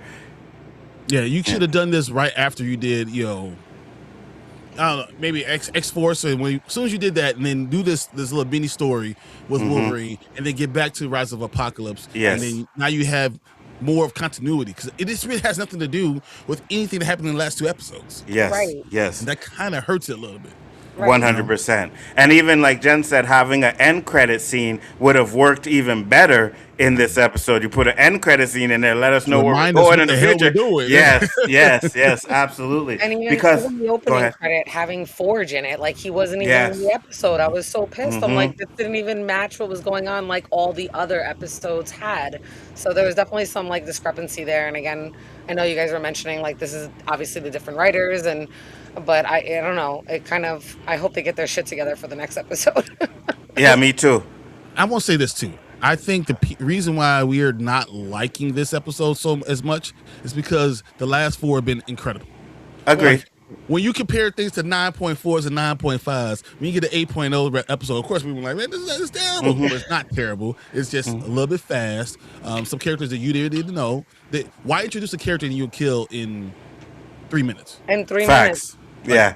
And There they was didn't no really point. introduce it. They just showed him on screen. Like, Mm-hmm. barely said You're his like, name. And then here's Maverick. Yeah. Kane. There's Kane dead. Facts. I'm Facts. like, Yeah. Then you kill Maverick off screen too as well, and it's just like, wait a minute, okay, right? But Anik Jones said, and I don't think this is true, but he said, Brian, but don't okay. I thought he said you don't like Brian, but don't all movies like Gladiator, Troy, and movies like that spoken in European accents? I'm just not used to all those English accents, and kind of threw me off from the movie. Well, I understand exactly where you're coming from, Anik. I'll tell you this: I don't think you can have too many English accents. I think you need to have people being more regulars because it's more relatable. So, especially because we're watching in America, that's going to be the main place where this movie is going to be watched. You want to make it to be something that we can understand. If it goes to English or even Old English or any of that stuff, it's going to turn people off because, as I said, the movie is long as shit. Like 3 hours of that, I would have walked out. You know, no matter how good and beautiful it is, I was just saying, I'm done. You know, you will stop listening to what's actually going on in the dialogue. And some people can't hear accents and don't understand accents. So when you're trying to get a group of people to really enjoy something, I think you need to go ahead and let people have their own accents. Absolutely. Now, let me ask you this, because I heard a lot of people saying it dragged on a bit. Do you guys think that? for the Odyssey? Yeah. No. Okay. Did you think it dragged? I've thought multiple times of things I could have cut. Only thing I could cut right now would be things that happen, you know, inside the house. You could have cut a couple of things. You could have cut it a little bit shorter, and we would have had the same ideas. But literally, cutting 10 minutes of that is only 10 minutes. Why cut it? Yeah. I actually 2 minutes here, wish- 2 minutes there. What's the point in cutting if you're going to do that? Yeah. There was one scene that they didn't show that's actually in the Odyssey that I kind of really wished they would have shown, because they didn't do everything in like the sequential order. Like, it was kind of different. And then they kind of blended something with something by the end and everything. Yep. So I mean, I don't know if this is a spoiler because this is not in the movie, but it's the scene I would have liked to see, which is the floating isles where they go and meet the king and they're there. I'm like, I was so like gassed and expecting it, and then it went from, you know, like the Cyclops to the cannibal. And I was like, oh, what happened? And then how did you feel about the whole Cannibal Island scene? Because that was It was much so different. fast and it didn't explain it Didn't much. explain. We didn't know why things were happening, and It didn't look like what it's known for. They had a but you whole different couldn't experience. because I think he realized how long it was going to be because of the story is. I think they had to cut it. I didn't like a couple things. The giant island, I thought that they kind of did that poorly and they didn't explain that well. The Cyclops, I thought you could have done more with Cyclops, honestly. Why do you cut only out have the whole one? dialogue. Yep. You know, so none of the talking or understanding what, you know, he can speak. Oh, he can speak, and then they don't speak to him at all. So I thought that was kind of strange. You know, the cannibal one. There's more to the story that they could have done. Right. It's just, but everything I'm saying is more. Right. But anybody be watching this for 5 hours? Long. Yeah. You know? Yeah. I mean, I'd miss like half of the movie. I'd be going to the bathroom so damn much. Probably fall asleep in my old age and shit. I really Go like ahead. that it was like Christopher Nolan has this style where he always it's something very familiar because of teaching, where we it's called like circummotive, where like you kind of circle back around to something. So I liked, and Brian, I don't want to say what it is, but they circle back around and show you something at the end that I think was a phenomenal on how it came back there. And in this particular version that Chris Nolan wrote and did, it really focused more on Odysseus and his redemption and penance and what it meant as a man than I think it really did as a journey and like for the people. I really liked it, and then the ending itself was completely creative genius, and how they tied that back in to me proved why it was just really about being a man and how his journey was as a man, not as a hero, as a man.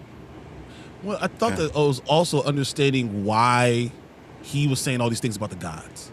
Yes. understanding what he realized that he started. It was his fault, and that's why Right. everything was doomed. He Right. was doomed because of the things that he did. Now Right. he was able to make it afterwards.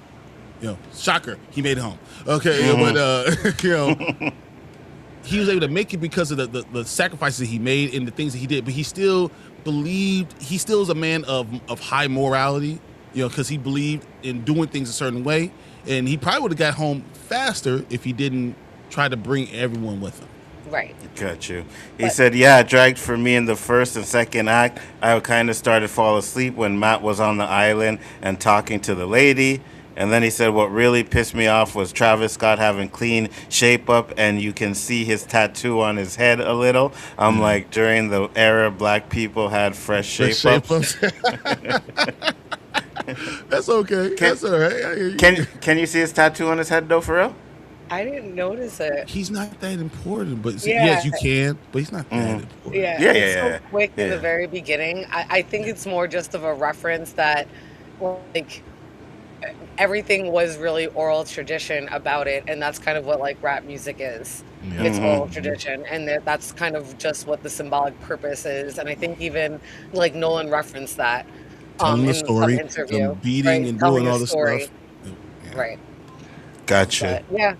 I will even say like this: the people oh, that but- complain about all all these different races around. Do you have any idea the people that are around during this time? You know that Africa is closer to Greece than in France. Like, so it doesn't make any sense. Like, you're literally talking about crossing the Mediterranean. There are black people always around, so it makes perfect sense. You know, depicting Helen of Troy as a blonde hair, blue eyes doesn't make any sense. It literally doesn't make sense. So, you know, I question people that question those things. Why are you saying those things? Or maybe you don't have enough knowledge to understand that this makes more sense. I Say where agree. this shit lights up. And how did you feel? Well, I don't know if it's gonna spoil shit. Yeah, you I can't. I'll just say this. Go ahead. I Go thought ahead. Elliot Page was amazing, especially the scene at Hades. I'll say that, and I won't say the character names because that's definitely Yeah, it different likes in him. the book. So I don't want to say that as a spoiler. But I thought the people that complain about Elliot Page and that complain about Lupita, I think, are just For 3 ignorant. minutes? For 4 Like, minutes on they were on screen? screen a total of 5 minutes, both of them combined. 5 minutes. That was it. Like, Yeah, So, we like, know why. Out of a 3-hour movie. 5 minutes out of a 3-hour movie. Just put that into context. If that's what's stopping you from watching the movie, then don't even bother because your ignorant ass is never going to appreciate it. Oh my God, this video I seen where the dude at the end was talking about how, Helen of Troy got men to go for her, and then he showed a picture of Lupita and said, ain't nobody running to help her. I was like, oh, you motherfucker. you lost your damn Oh mind. You my lost your God. damn mind. Are you, ugh. You know, and it's funny too, right? Because I think I talked about it a little bit, where it's like all these people who were complaining about the race bend, now that they seen it and realized that it's a little bit of a role, now they're all just saying, oh, the movie was boring. That's all they're It's saying not now. even race bending. We have no idea how she looks. 100%. No, look.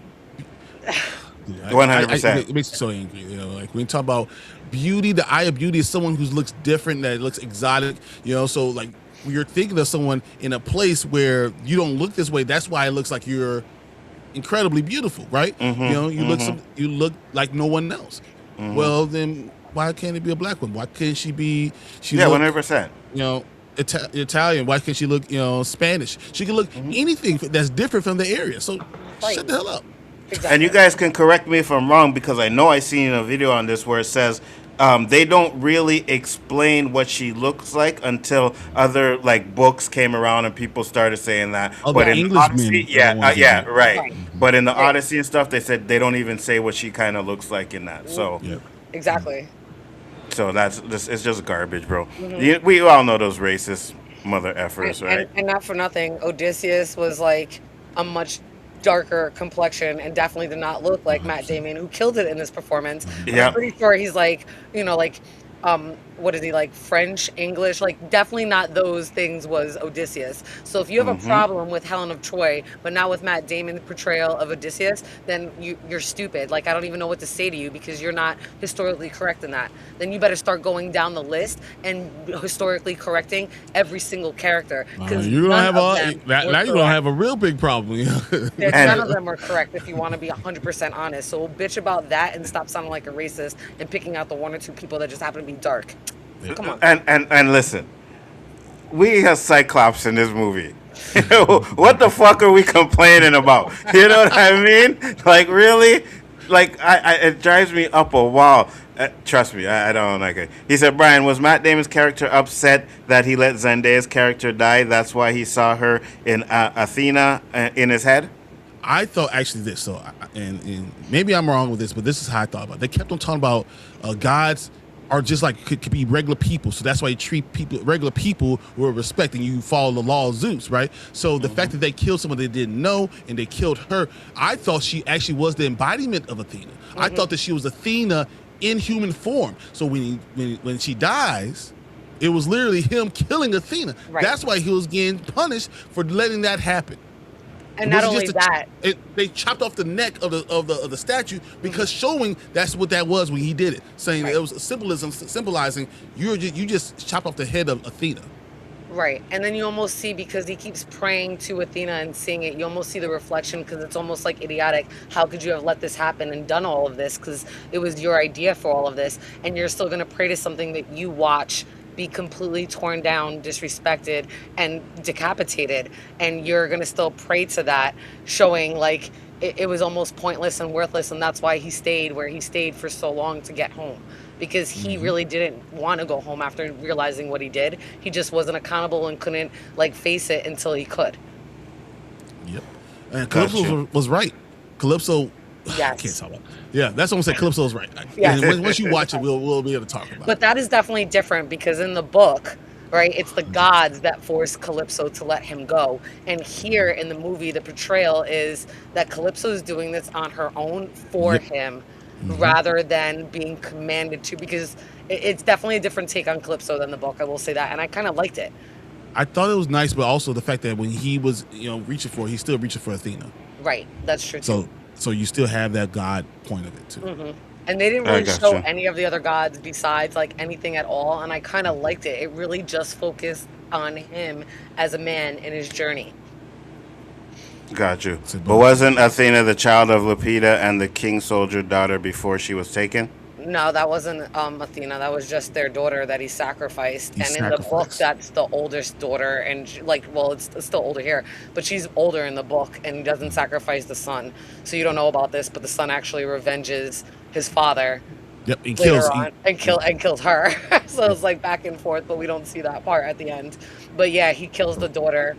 Her daughter. He sacrifices his daughter. Right. She kills him. He avenges his father by killing his mother. Yes, exactly. Got you. Yeah, sounds good. Definitely gonna go see it. You know what I mean? I'll try and go see it sometime this week or whatever. I'm definitely gonna see it before Spider-Man. That's for sure. So we got that thing. I heard you guys talk about it. The trailer's supposed to be in Spider-Man. Oh, is it? I thought he Saturday. said. I thought someone said it was coming next week. It is coming next week, but it's supposed to be in Spider-Man, but not till Saturday. So when we go see it, it's not going to be there. Oh, I'm going to see it on Friday the 31st. So Wait. It's not going to So no. It's supposed to come out the 26th, where we're supposed to see it online. But it's going to be in Spider-Man, but in Spider-Man. So the people that are seeing it early, the early access stuff, not next week, but this week, they're not going to see it. Oh, okay. Okay. But we'll get to see it online first, though. Yes, we will see it online, and you will see it on Tuesday. Starting Tuesday, you'll start seeing it in the movie theater. Okay. Okay. So it'll be on Friday then. Okay, good. I'm going on the Thursday. Yeah. You have the Wednesday tickets, Brian? I got Wednesday. Yeah. Oh, you got Wednesday? Yeah, I tried to get that, but he said Nzo isn't watching it, just capping. I ain't watching what? Odyssey? Yeah, I'm going to watching it. What are you talking about? I'm definitely going to watch it. Okay. It was one of the movies I wanted to go see. Absolutely. I will say this. Everyone who's saying that you have to see it on IMAX 3D, IMAX whatever, I understand it. But you don't? I don't know if you do. Okay. It's beautiful. It's scenery. Like, I love it. It was shot for it. because of the whole scene. But there's nothing in the scene that I saw that was totally like I would miss. All right. I got you. So one question for you, because you and I both saw it in like the regular movie theater, we didn't get to see it in IMAX. Did you find certain parts of the movie where it was hard to hear the audio dialogue because the setting and what was going on in the background was it's almost like too loud and noisy, and it was kind of unaudible in like certain areas? Not the entire movie, but there were certain scenes where you're like, wait, what? Like it didn't sound as, the volume wasn't turned all the way up on the dialogue, as opposed to like the volume being almost too high in the background noise of, you know, the environment and what was going on. Kind of like Tenet, you mean? Yes. Yeah, there's scenes in Tenet exactly that are like problematic. Tenet, now that you say that. I would, but the thing is, I saw it in Dolby, so everything in Dolby was very, very much like it was so loud, it was so clear that, you know, I think that I was fine with hearing a lot of stuff. But I've heard a lot of people while I was walking out complaining that even in IMAX theaters they couldn't hear. Yeah, there was a couple scenes. I saw it in Dolby as well, and a couple of things I was like, why? Maybe I'll discuss it off the camera. You know, how to hear. I want to know especially like, exactly what you're talking about, because I'm like, why is it hard to hear them here? Like they couldn't like. What do they call it when like after they're starting to edit? They could isolate the audio for a certain thing Yes. and reduce the background sounds on something. Yes. I know exactly what you're talking about. I know what scenes you're talking about too now. Yeah, yeah. Because when I went to go see Tenet, right, I was like, yo, what the hell? And now when we seen it on TV, it was different. But in the theater, I had a hard time hearing a lot of the stuff going on in Tenet. He made a mistake on Tenet. Yeah. What made Odyssey so... Go ahead. No, I was gonna say I heard the opposite. I heard the people that saw in the 70 millimeters said that it was perfect. And the biggest complaint about people that saw in the Dolby like we did was exactly what we're saying, with not hearing certain scenes as clearly as I guess the IMAX viewers had it. So I kind of heard a little opposite than what you did, Brian. But still, that's kind of one of the complaints. I was like, what? No, it makes sense. I was also like right behind the speaker, and I thought it was like really loud. It was really loud. There was really loud. Yeah. What makes Odyssey so good was the sound quality of the movie. I'm sure that helps. Yeah, I'm sure that helps. I'm gonna say the acting was second to none. I don't think that I can complain about anyone's acting. The story was amazing. The acting was amazing. It was beautiful. It wasn't cheaply done. Everything was quality when you're looking at things. When you're on an island, it wasn't a stage. It was on an island. Like you're really seeing all the things. You know, you felt for characters. You felt for animals. Even this. I can't say that. There's things there's things that they do that are just second to none. It's a really good, but it's long. It's really, really long. And I think that sometimes the length of a movie could take away from the enjoyment, because you're like, man, I've been here for 2 hours. Question: did you find any scenes, you don't have to be specific, that were specifically too gruesome or horrific, like took like a horror film like twist? Because I've been hearing that in some of the complaints, and I'm like, it wasn't that like I didn't think it was that crazy, but people not were only saying do I that, not think that, but I brought my daughter with me. Okay. And there's a couple scenes I put my head over her head, but besides that, there wasn't anything that she even felt that was that bad. Okay, I didn't think so either, but I know that there's a scene when people are saying. I know what you're talking about. Yeah. There's like a man in yellow scene. Yes. Yes, that's what I mean. People were saying that it was kind of horrific, and they had to turn away, and I'm like, really? Yeah, really? Didn't bother me at all. You probably watched, like The Substance. You probably watched like Beauty on Hulu. I'm like, and that's bothering you? You probably watched From. I'm like, let's be honest. Can you watch From? Can you watch Dr. Pimple Popper? Like, you're complaining about that? I was like, get the hell out of here. He said, I seen it on a regular screen in my theater, but my theater was actually newer, so the sound and screen quality was great. Maybe older theater sounds and picture quality was off. Possible. Yeah, my theater's pretty old. It's been around for a minute. Brian, what are your negatives of this episode? I didn't like the way they did the story. Really? I thought they rushed it too much, and I didn't. once again, I don't like people dying off screen. I don't think you should be introducing characters and killing them off immediately in a show like this, where they're around more in other storylines. So I thought that was bad. I don't know how entertaining it was, and also it had nothing to do with the same story. So it's where you put it. You can't place this after Age of Apocalypse and then think people are going to love the actual story. It just becomes problematic. I did love. I didn't say this. I did love the Horde. The Brood. I think it's called the Brood. The Brood. You start seeing it with the alien idea of that. I thought that was really cool. I thought it looked good. But when you have Lady Deathstrike and you don't have any interaction with Logan really one-on-one, I think I just wanted a little bit more. You know, they showed like a flashback real quick, but it's just didn't give me enough. So what's the point of having Garrison Kane there when you could give me more of that? Right? And he died so quick. I was like, what the hell? Really? And I think I'm right there with you. I think that was like all of our kind of complaint is that it just went by so quick and everything happened so quick. Like Wolverine goes into the adamantium thing, they juke him. He comes out and he's done. He's done. Like right away. Like really? But we know he goes through his body, he had the pain, he's screaming, and all of a sudden they show us flashbacks of the first time it was put in his body. Why is this time he's like Superman? He's like, yeah, I'm ready. Let's go. Claws. Wow. Yeah, way too fast. Yeah, now, let me ask you this. First off, I'll say this, because you are a sick dude. He said, what had me laughing was when the blind man started throwing the puppies off the cliff because they weren't the right pups. That's not funny. That's not funny.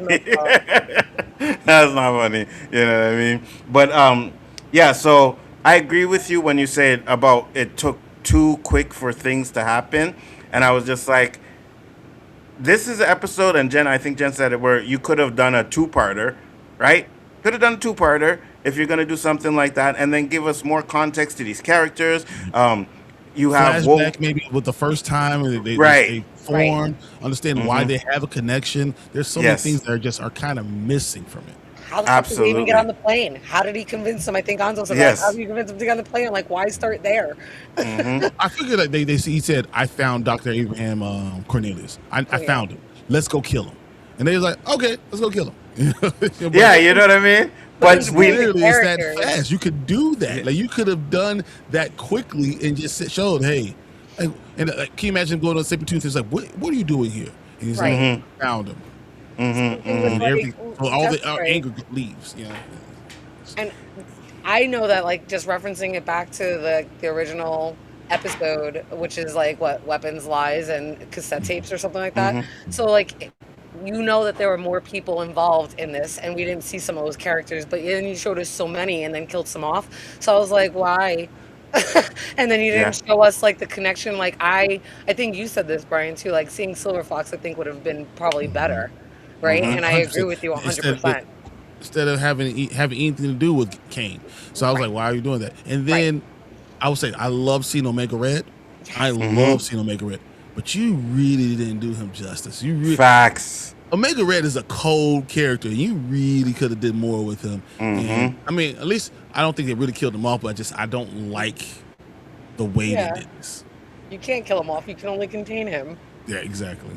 I agree. Like he's not dead or anything like that, but it was a lot. It was quick. You know what I mean? He came in, he did a few things, but then they subdued him real quick, and I was just like, I like it. Seeing him was great, but I would have liked to have more, right? And that's the thing. Like, if you're bringing all these characters in there, you got to give us more. You can't just give us a half-ass episode and be like, hey, guys, member berries, they're in here, but they die or they don't do nothing. I don't like that. I didn't like that at all. But could it be that they were just planting a seed for Omega Red and the Brood? Yeah. And then they're going to bring back both of them together and say that he now controls the Brood. You put them in an episode together, so for us to see later on with all the rest of the X-Men when they're all together. And that becomes a problem along with Apocalypse. So now you have two different, you split the team up more, and now you have a storyline that kind of makes more sense. Absolutely. I agree with you too. I think we'll see if that's the case, that'll probably be in the next season, right? Because I think the remainder of this season is going to be focused on getting Onslaught in. Because we're talking, and I know you know this, that there was supposed to be 10 episodes and they canceled the final episode, which was supposed to give us Onslaught. We're supposed to see him in that episode. So I think we'll get like a glimpse of him at season 9, and then we'll wait for next season for him to come in. You know what I mean? So they're gonna say something like, "Where's Professor? Where's Professor?" And then they turn around and say, and you see Onslaught, and then yeah, absolutely. And I think it makes sense that the next couple of episodes will have to deal with Xavier and the death of Magneto, and then the conflict in his mind, so people can actually see how Onslaught is created. Because I know in the comic it was a huge mystery until right up until the end. I don't think they're gonna do that in the show. I don't think they're going to give us the mystery. I think they're going to let us know that Onslaught is Professor X right away, you know? I think they show him changing. And so for the audience, if you put two and two together, you understand what's going on. Once again, because I think that's what they're doing this entire season, is they're assuming you know what's going on. They're assuming that the audience is smart enough to figure out what's happening. That's kind of why we get some of these things where it's being rushed. But they just assume that we already know. We already know the storyline, so they're not trying to, feed us this stuff. You're absolutely correct, right? Because if you think about it, bless you. Yeah. Thank you. Because if you think about it, right, there's going to be in the comic book, it was a big mystery, right? Like, who's Onslaught? And they drug that out for episodes. Marvel needed something to bring their comics back, and it was that. Like you said, they're assuming that most people know who Onslaught is, so it doesn't make sense to hide him. You know what I mean? Doesn't make sense to hide that. Like you said, they hide could give us characters, but we'll know on the outside. We'll know exactly what's going on. Yes, you give us a little quick scene, like we could see Professor X having that conflict, right? You don't have to spoon feed it to us, but you give us a little information that he's having that conflict, and then boom, we get Onslaught in that one. So I think that's great. Brian, do you think they'll tie Polaris in at all to Professor X and trying to get Magneto back at all? And obviously, the whole point of the whole Magneto thing is going to be for Polaris next season. I think everything's going to be next season with Polaris. So they're going to wait on that. I wasn't sure if they were going to put that in now or they were going to wait. I was kind of hoping we would see it now because we've seen her. But it may actually, now that you say that, I can see it might be a seed. And then they go to House of X, and that's when you have all that problem. Yeah. Right. Makes sense because, like I said, it seems like they're gonna go to the Age of Apocalypse stuff or whatever, if that's where they're going, or Onslaught. Me neither. Going to go to Age of Apocalypse. Yeah, me too. I think they're going straight to Onslaught. Right? Yeah, I think they're going straight to Onslaught. Now, I think maybe when we seen, like last season, we seen that it was going to Age of Apocalypse, but it looks like they might have changed that now, right? And they just did the first episodes of Bo DeMeo stuff to finish off what he did in season 1, and then move on to something else with their season. So I'm okay with them doing Onslaught. I'm okay with it. I really want to see Age of Apocalypse, but maybe they'll do it in season 3, season 4, whatever, because they got it. I don't think Apocalypse is not going to be around. I think he's still going to be around. Yeah, for sure. Have battle, but it's not going to be Age of Apocalypse the way we saw it. Yeah, I agree. But I'm saying you could still do that if you're gonna go to like 5-6 seasons, right? Because you're gonna want to adapt the most popular storylines in Marvel, right? You don't want to just do a regular, hey, we got this storyline and boom. No, like Phoenix Saga is one that we could see them do. I know they did it in the past, but it wasn't really what it should have been. Yeah, you know what I mean? So will they do it again? Because Jean's got the Phoenix power more than once anyways, right? So you could do the second time she gets it or something like that. But I think that's another storyline that they could go with too as well. So I don't know. I'll be happy with it. I think we're going to look later. We're going to have a problem with the rest of the characters that haven't been seen on camera since episode 2. People are going to start realizing that we haven't seen a lot of characters, and they're like, but what about blank? And that might be a problem too this season. Absolutely, 100%. He said, man, it was funny to me because animal lovers have more compassion for animals than a human being murdered. But Nzo, if you watch the movie the way the blind man did, it was funny. Yeah, John So, Leguizamo does do it in a comedic. Like he's not trying to be funny, but he's mhm, blind and he's trying to do it like, oh, fine. If you're not going to give a, I'm not going to give a fuck either. And he kind of does mhm, it, and I mhm, could see people be like, Jesus, like kind of laughing about it, mhm, and I could mhm. see animal lovers like cringing at that Hating moment it. as well. Yeah, yeah, yeah, yeah. I mean, But at he the end does of it the to day, save the dog that he really It's really loves. like this. It's really like this. Yeah, but he does it. He almost does it on purpose. Like he knows which dog he's supposed to be throwing over, and he throws over like 2 other dogs so that he doesn't have to throw over the dog that he really wants to keep. hmm So hmm it works. I mean, it's a movie. I'm not gonna be like, oh my god, I can't believe they did that. Like, no, no, that's Yeah, it's not a no real animals puppy. really died in the filming Yeah, of this I movie. mean, like, it's okay. Can we get right up? Can we write a petition to Marvel to make episodes an hour long next season? Only if you're gonna fund it. Yeah, for Exactly. real, for real. Sorry. Let, Give let me me ask you a 40 question. minutes. Give me 40 minutes. That's all I'm asking. 40 minutes to give you a more Yeah, rounded story. yeah, You 10 know more what? minutes. Inflation's a bitch. Everything's way too expensive, and it's all about the money. And that's exactly what it is. Everybody wants top dollar for doing like mediocre work. Facts, Yes. 100%. Two Um, truths. I I'd be okay with 40 minutes. I think an hour is kind of pushing it. You know what I mean? It's kind of pushing because you get an hour episode, then you can get like you can make a lot of mistakes. You could have it Hmm. drag out too long. You know what I mean? So I Right. think I'd rather them cut them up quickly than to watch an episode that just drags out too long. You know And what I mean? when you think about it, like back on those Saturday mornings when we used to watch this, we had real like commercials in between Yeah, them. So they were only yeah, like 21, 22 mm, minutes. yeah. The fact that we're getting like 26 or 27 and they're only like taking 2 or 3 minutes off of it, it is Hmm. it is on par for that Saturday morning cartoon that we used to watch. And that's Absolutely. what they're trying to pack it in without commercials. And we're actually getting a little bit more than we would have if this was a Saturday morning commercial, or even if you had like the basic streaming that shows you fucking ads. So to Hmm. me, as much as I do want more, it is keeping par and keeping true to the style of the way it's always been shown to us. Absolutely. Agreed. Now, wish they would have kept the 10th episode, but if they Yeah, continue doing 10 episodes, they don't go to 8 and they do 10, I'll be okay with that. I'll be okay with that. they I cut think you that could, 10th episode on some hater shit. And yeah, I'm yeah, like, 100%. I I like think that. they cut it because it leads up to something that they're moving away from. You know what I Right. Yep. mean? I Yep. know I know they said we were supposed to see Onslaught in it, but I think it was going more to Age of Apocalypse and that way, and They're I gonna think push that's that why back they a cut it little off. bit. Yeah, Yeah, they're gonna I, yeah, push it back a little bit. yeah, they're yeah, probably rewriting it. They're yeah. rewriting it in the direction they want it to go in. And I understand Hmm. that. I do. But I don't know. Then you should have put that shit together and gotten it up there. Like, I don't know what to tell you. You still have time. Put it up. Get it Yeah, done. 100%. One And episode. It's one episode. One. They're trying to stay away You from can wait trying all to day. rewrite stuff without Bo DeMayo. But he ain't coming back. Yeah, but so they're going to do it. They're going to do it with a full new writing storyline, and they want to hold that story in their back pocket. So they want to rewrite it the way they want it. They can, lead up to it and say this is what we're going to get, but they want a full story with them instead of doing what he wants to They do. better do it right. That's all I care about. Just do it yeah, right. me too. Do you And think just that's saying we should get 11 episodes next season. I'm just saying. Fucking give me 11 facts? episodes. Facts. Make it up Facts. to you. Facts. Do you think that's to spite him though, Brian? I think that he probably has so much to do with the storyline going for season 3, and they're going away from his storyline on season 3.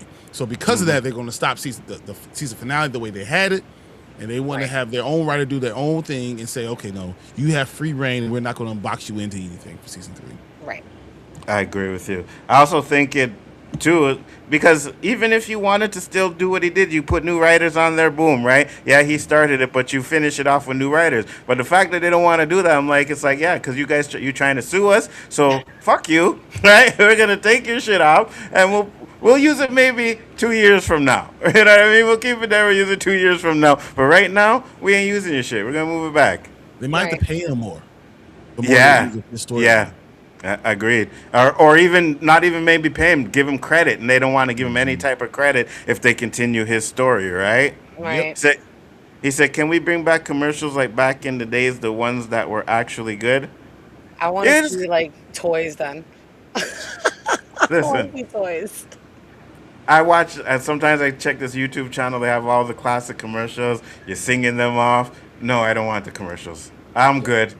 I'm good. The No, commercials I'll better say not commercial. include side effects. That's all I gotta say. If the commercials are rattling off fucking side effects and shit, that's all. I don't care about like I don't even want to say what they are, but I don't care about no medical shit. Just show me some toys. I don't care about Facts. Life Alert and why let's not go there. That's all I'm saying. Toys. Oh yeah, I've fallen and I can't get up. I remember going to my mom being like, "What's the, like whatever it was," and my mom was like, "Why do you know what that is?" Like herpes or something. Like what is Facts. this? My Hold mom's on. like, "I'm watching cartoons. Shit's on there." I got another one. Where's the beef? 100%. All the time. These damn commercials. I'm good. I am good. I see them enough in my younger days. I don't need to see no more. If I get 23 episodes, I'll take commercials. Word. Oh yeah, I'll do that. 100%. That Lost like style fucking Yes, seasons, and we're good. absolutely. What Disney should do is put on the old Saturday morning cartoons with X-Men 97 from back in the day and give it a nostalgia feel like those goofy morning cartoons from the from 97 and earlier. So there's a channel that I watch that I have that shows just Saturday morning cartoons with the commercials.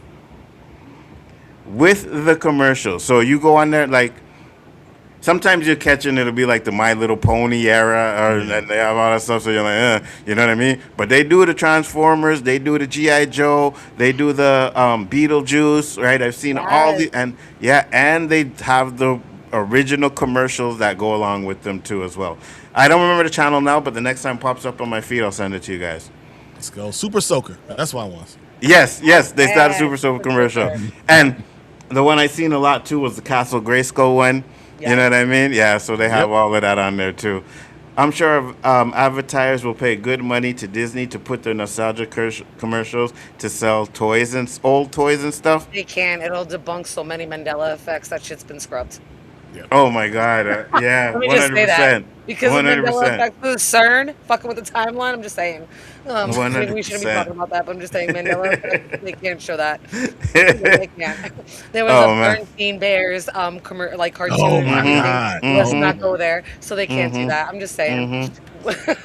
I tell you, that shit pisses me off because I sit there and I say, no, I know I seen that one. What are you telling me that doesn't exist or that never existed? No, you can't tell me that, bro. Exactly. That Sinbad movie? Oh, it drives me up a wall. I'm saying there's gonna be so many things, racist things that you don't realize that was happening all the time. That too. Part of the problem. You're gonna be like, oh, that's that too. That too. Like all the McDonald's commercial were pure black people. Yep. Yeah, you know that? All the McDonald's commercials were pure black people. And then you got the He-Man toys and stuff, and it's all white people. Yeah, I wonder what they're trying to say in that one, you know? So. Oh my God! See a My Buddy come on there. 100%. My Buddy and the girl version, they were only Kid in sister. one color. My Kid buddy. sister. Yeah, My buddy. They only came in one color. Wherever I go, he goes, my buddy. Yeah. Oh yeah. I know that whole song. I'm not gonna do that. I'm not gonna torture nobody. I'm not gonna torture nobody, but yeah, I know the song. Oh my God. I was also watching this. It was a TikToker, and they were like, "Hey, y'all remember this?" And then DuckTales, and I was just singing along. I can sing that whole DuckTales, ooh, me too. Like classics, boy. Yeah, they don't make that shit like they used to. And that's why this is so good, right? Because you remember growing up hearing that anthem. Yep. And I'm so glad they never changed it. You know what I mean? So glad they never changed it. Thank you, Whitney Houston. Thank you, Whitney Houston. That's all I'm saying. Facts. Wait, Whitney Houston did it? Yeah, that was it's her song. It's her song sped up a little bit. Really? Yeah. Oh shit, I didn't know that. Which one? Which song? Well, I saw. I'm just looking at the other day. X-Men song. Whitney Houston was. Yeah. It's I'm Your Baby Tonight. Baby tonight. Wow. Oh, wow. Yeah, when you said it, it clicked in my head. Yeah. I was like, wow. Okay, I didn't know that. That's good. That's interesting. But yeah, I'm glad I kept that. It's crazy.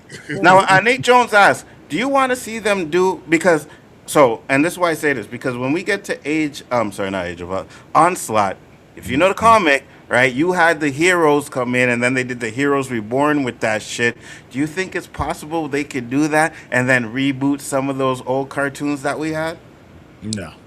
I don't think you're gonna be able to do that at all. And I think this is what they've been doing. They've been doing nostalgia things, but they've been putting on this head a little bit. So I think they understand storytelling because we're not going to have 26 episodes of anything. They can't do that now. We don't have enough episodes to do these things. So if you're doing things in 8 and 9 and 10 episodes, I don't know if you could do that. Well, what if you just make the final fight, right? So we you don't have to show the heroes all that, but you have the final fight, and where it's too much for the X-Men, and then you see the Avengers come in there, right? And then they end it like they did in the comic book, and then we do a new animated series, Avengers or Hulk or something like that. I don't think they're going to do Avengers yet. I think they can do that later, like season 5, and they want to do Avengers because they're not doing any more Avengers movies. Mm-hmm. That's when I think they'll do that. I think they're saving that when they're bringing the Avengers back into the main storyline. Mm-hmm. Okay, so I agree with you because you don't want to have Avenger cartoon and Avenger movies coming out. Exactly. But what if they did individual? Like, they don't have Hulk rights, but what if they did it to create a Hulk series? I think they do have the cartoon rights for Hulk. I think they have the cartoon rights they have, not movie rights. But I think they're going to focus on eventually. I think we're going to get Spider-Man 98. Right. Really? I think they're going to bring in Spider-Man. That's why they've shown him twice, a couple times, 2 or 3 times. So what do we do with Friendly Neighborhood Spider-Man? What if Friendly Neighborhood Spider-Man kind of push it at 2 or 3 seasons, and then you go Spider-Man 98? So once you got nostalgia really going in season 3 of X-Men, the next thing that year you go Spider-Man 98. So next year, 2027, sometime in October, you do Spider-Man 98. It would be interesting. I would like to see them do some, and Nick Jones asked that question, and I would like to see them revisit some of those old cartoons, like the Hulk cartoon that they had, the Spider-Man. You know what I mean? Imagine they do the remake of Spider-Man and His Amazing Friends or something like that. You know, I think that would be really good to do. So they've talked about Spider-Man 98 recently, so that's why I think we can eventually get it. I got you. Oh, so go ahead, Jen. I was gonna say I was just reading his. I go to Comic-Con every year in New York. Every year. I've been going for over a decade. My husband's going for 20 plus years, so. And he said, I go to NYC Comic-Con every year, and they sell a lot of nostalgia toys, especially X-Men and Transformers. Mm-hmm. But what really grinds my effing gears is the Funko Pop BS I try every year but never get in. That's because that line is sold out. You got to get there mad early, when at least 8:39, and the doors don't even open up till 10. And then you got to go straight. Once you get through security, you need to know exactly where that is and go straight there. And every year they change where they are. Eagle wasn't even there.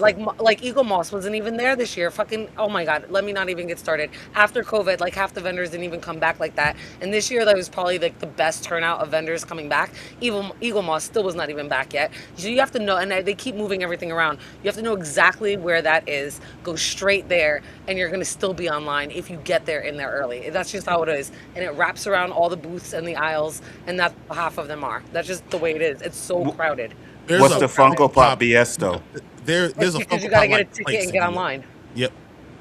To do what? Buy Funko Pops? Oh, yes, just to get into their store to even shop, and then you're only really 30 minutes in there to buy because there's a mad long line.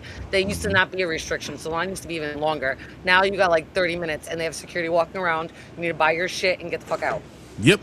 Do they have exclusive Funko Pops that you can't get anywhere else? Oh my God, they have things you'll never get from anywhere. Really? Yes. New York Comic-Con specific Funko Pops are huge. Huge. Really? Yep. I didn't know that. Even a couple years ago, there was this Transformer and Ghostbusters crossover. They do all these kind of specific limited edition for collectors. That's why my husband and I go. We go and we buy and spend all this money on exclusive shit. You got to get there early, go straight there. Him and I split up, and then we meet up when they're around 12 noon doing stuff we'll call each other whatever. But we like split up, and then after that we'll do like Artist Alley and like see other I shit love and Artist whatever, Alley. Oh and my any other. God. Oh, I love Artist Alley, and we'll kind of go into there and kind of go around. But we like hit up everything. We got like the pins. Like if you go around, you should know about like the pins that you get. They're exclusive, right? And you go around and you get certain bags, right? And then you want to make sure you get certain things signed. And you got to get the tickets early. And then lately they've been playing like video games, so there's a whole line for people that are setting up to play all these video games that are dropping, and then there's panels afterwards to talk about it. It's like it's so crazy and busy, but you have to know exactly where you're going. You need to know exactly what's going on. Exactly. Right. So it's interesting. There's a fan expo that's going to be before New York Comic Con, and I'm going to have Scott Snyder's going to be there. Ooh. So, and it's a smaller event, so you can get in there. You might be able to get things signed. I think I'm actually going to pay for him to another person to get all my stuff signed, because I have Absolute Batman #1. I have 2 of them actually, and then I have the WIP full comic book with Absolute Batman, the black and white. I have that too, so I'm gonna get both of those signed. But you literally during these things get so many signatures. I have so many comic books just from being there and talking to artists and being able to hear how people start stuff and get independent people. I love going there just for that. That's interesting. He said, "Oh my gosh, Spider-Man and His Amazing Friends needs a reboot because I watched that shit on YouTube and that shit was terrible in the 70s." So first off, Spider-Man and His Amazing Friends was not terrible. All right, that's the shit we grew up on. That's all we had, and it was not terrible. It was good. Spider-Man '98 is gonna be the one that they redo. That's 100%. That's the most popular one, but I'm just saying. Video game too. Besides the comic, remember the video game that came out about it? That shit was so tight. Oh my god, I remember battling friends on that shit. Facts. Oh my god. Facts. 100%. He said, "Anzo, Funko Pops from New York goes for $500 and more on the resale market. I'm just happy that I paid for my Green Range pop signed JFD and picked before he died." So wait. Yeah. So how much do they regular price you buy them for? Yeah. It's a little bit more, but it's like $25-$30 maybe. Oh shit. And they go for 500? Yeah, well, afterwards, yeah. Yeah, afterwards, like days, like right after. So like this one ends like what, October 16th? So like October 17th and 18th, bro, it's crazy. Like the shit that's on eBay or like on all the stuff and how high the prices are. Like that Transformer Ghostbusters thing, I think it was $199 in Comic-Con, right? Or $180. If you found it online now, it's going up $600, $800, $1,000 for that freaking thing. Because my husband and I got online, and we were online. We weren't that close, but they were like, "All right, we're sold out of this," and so many people, including my husband and I, we stepped offline. We were so fucking mad, and they had sold out of it. Like they'll keep some for the day. Like if they sell out of their quota, and even if they have more in the back, they're like, "Nope, that's tomorrow." Like they will not sell that shit to you at all. Like Really? and they sell out on the Friday and Saturday. That shit sells out mad quick by like 11, 12 o'clock. Doors open at 10. They're done. They don't have any more of some of the exclusive shit. It's crazy. It is crazy. People go there with like empty bags and get loaded up. And once you leave, you can't come back in. So they get loaded up and they do all that. That's what I'm saying. Then Artist Alley, you see these people carrying these big ass bags, and then they're done by like 2, 3 o'clock. Even though it doesn't end till like what, 7, 8 o'clock, I think. On some of the nights at 6. So you can only buy the tickets when you get to Comic-Con, or can you advance the tickets for the Funko Pop shop? There, you can only get them there. It's like the panel. If you want things autographed and signed and want to get into the panels, that's all now. It's done by, you have to sign up and prepay for all of that now. But when it comes August to the stores, 7th is the cutoff. I think August 7th is the cutoff for all this stuff. But if you want to go to like the stores to buy exclusive shit, you got to get there and get online and get a ticket. There is no pre anything online. Only like the panel and the autographing is now free. Yep. I got you. People sell their Funko Pop tickets for $300, even if you don't get a pop figure. Wow, that's crazy. All right, Brian, let's get your grades and predictions for what we have going forward. I'll be right back. This episode gets a B- for me. I think that it was okay. I don't think that it's terrible, but I understand why people didn't want to see it. They didn't enjoy it as much as the previous ones. It should have been before Age of the Dawn of Apocalypse or whatever. You don't do that storyline before and expect us to enjoy this. Right. I think going forward, I really believe Onslaught definitely. I still think the Horseman's going to be important. I think we're going to see a lot more Apocalypse, and they're going to talk about Professor X as it's changing. But we're going to have a lot more of Storm. I think we're going to get a lot more of other things going in the next episode, because you got to bring in some more X-Men. Because right now they've been focusing on the same people over and over again, and we haven't seen Cable in a long time. We haven't seen Jean Grey in a long time. We haven't seen Cyclops. When's the last time you saw Storm? You know what I'm saying? Like, you're going to have to really get back into those type of characters too. Do you know what the next episode is titled, Brian? Because we talked about it before. No. It's titled Danger.exe. Oh, okay. That's just like they did in 92. In 92, yep. Mm-hmm. So hey, Tamika, how you now doing? that you know that's going to be the next episode, predictions? I think they're going to follow the same storyline, though. I'm wondering, do you think it's going to go to Danger Room? I don't know. So we talked about this on Thursday, and if it's not even Danger Room, it's Danger that you're going, because the Danger Room, but then you want to put the character Danger out there. But what do you do with the Danger Room?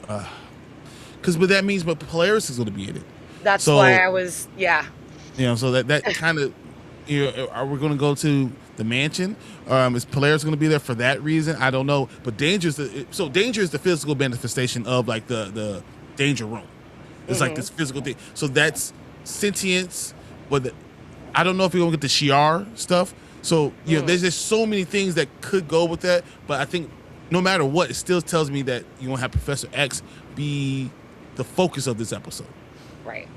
I agree. It'll be the focus. So I didn't know, because of when I found out the title, I was like, oh, I wonder if they'll bring in Polaris into this episode, which is going to wind up triggering, him going into his, and wanting to bring Magneto back. I didn't know if this was going to be the episode that'll trigger that, and then we might not see him again for like another episode, because I think the episode after that is what, Savage Land, Savage Heart.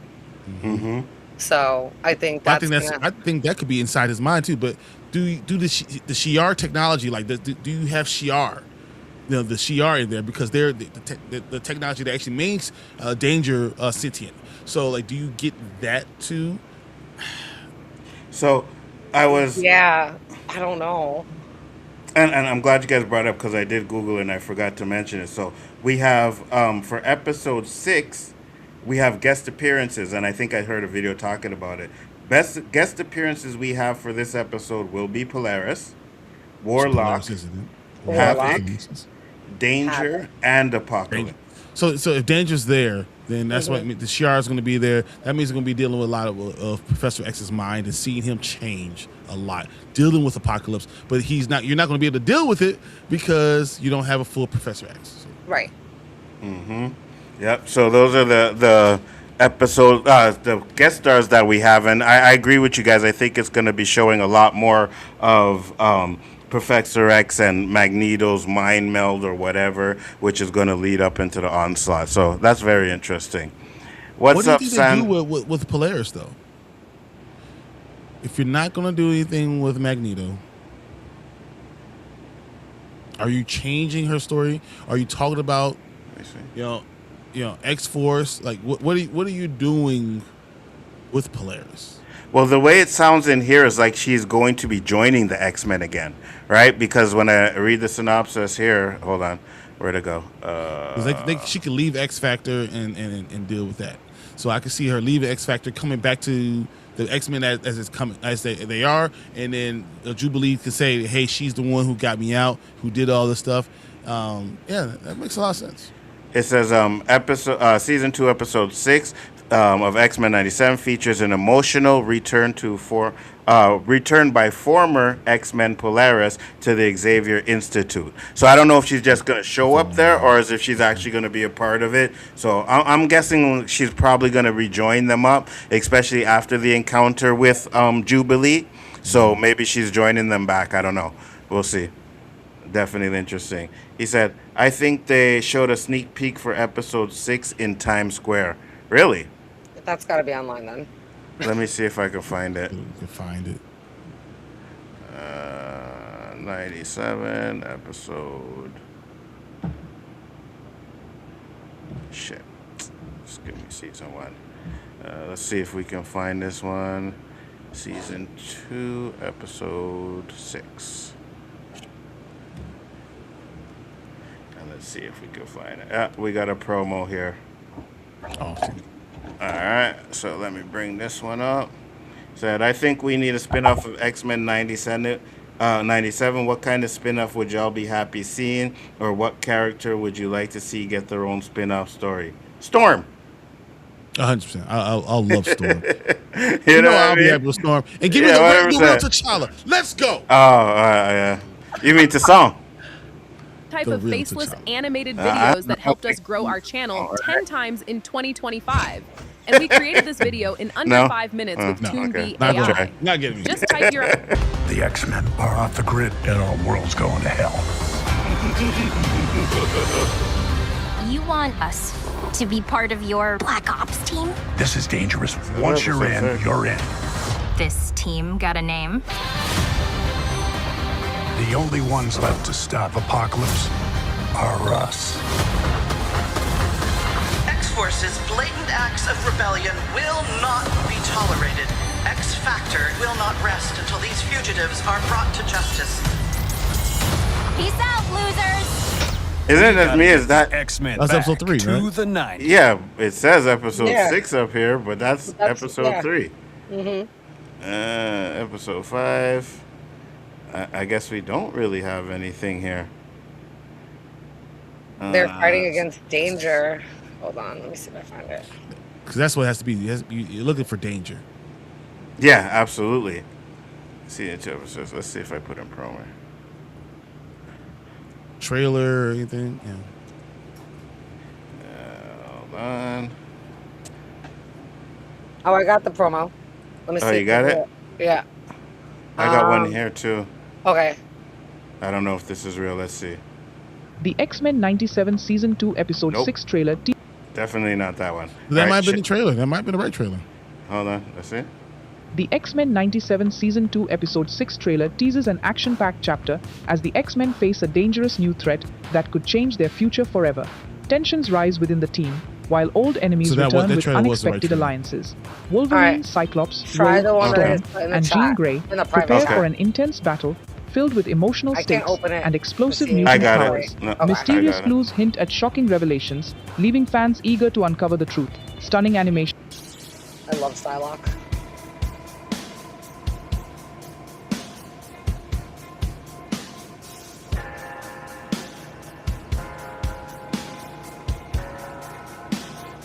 Let me move that chat. Hold on. Where is it?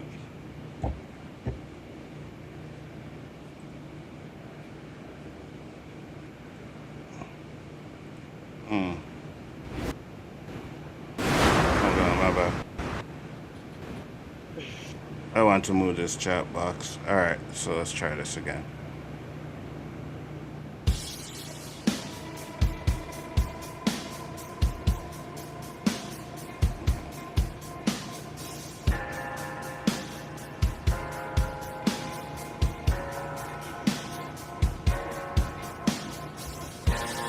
It's just stuff that's happened through the season so far, too, right? Yeah. Which makes sense if it's only the promo trailer.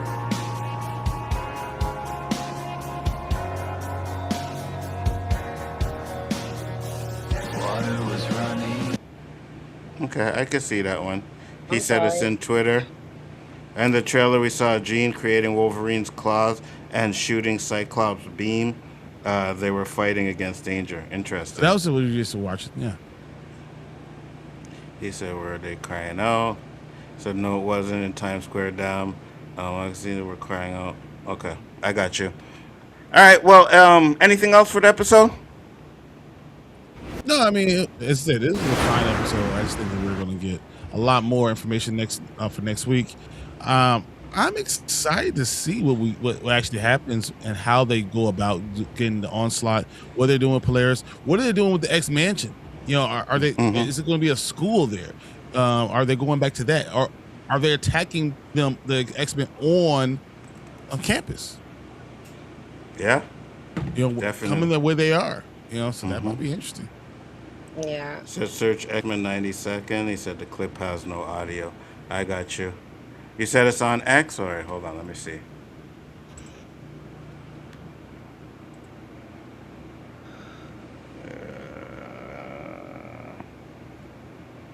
Season 2. Yeah, I don't really see it here, bro. I don't see it here. It's just giving me a lot of the stuff we already seen. But I mean, I bet you've seen it. Like, there's no doubt in my mind that you've seen it, man. There's no doubt in my mind. But we've been going on for like 2 hours and 18 minutes, and we are going to close it up. I appreciate that's because Brian came late. You know what I mean? This is my fault. It's always the black guys.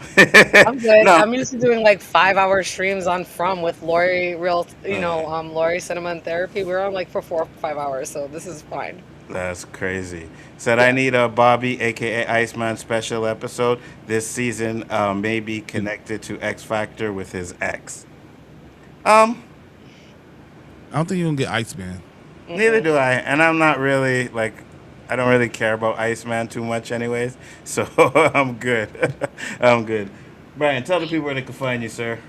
Yo, 1/3 Spoiler Kings. We're going live Mondays and Thursdays and Saturday nights. I cannot wait to be able to talk about what we saw from Odyssey, what we saw from. We're going to see from Interview with the Vampire or the Vampire Lestat. There's finales tonight.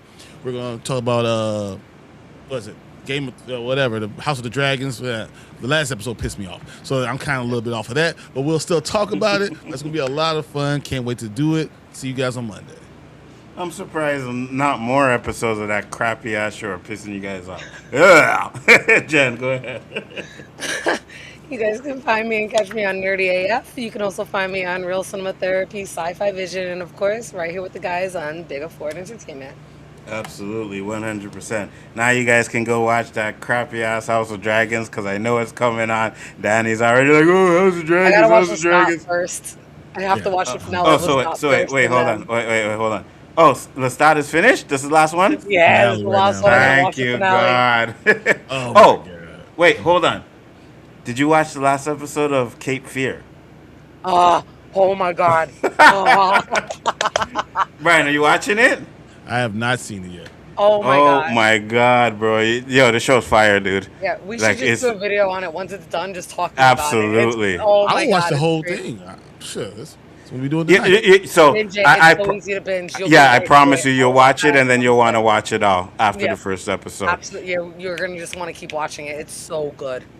Yo, Cade is a bad man, though. He is a bad man, bro. Anyways, guys, thank you for popping in. Much appreciated. We out. Peace. Bye.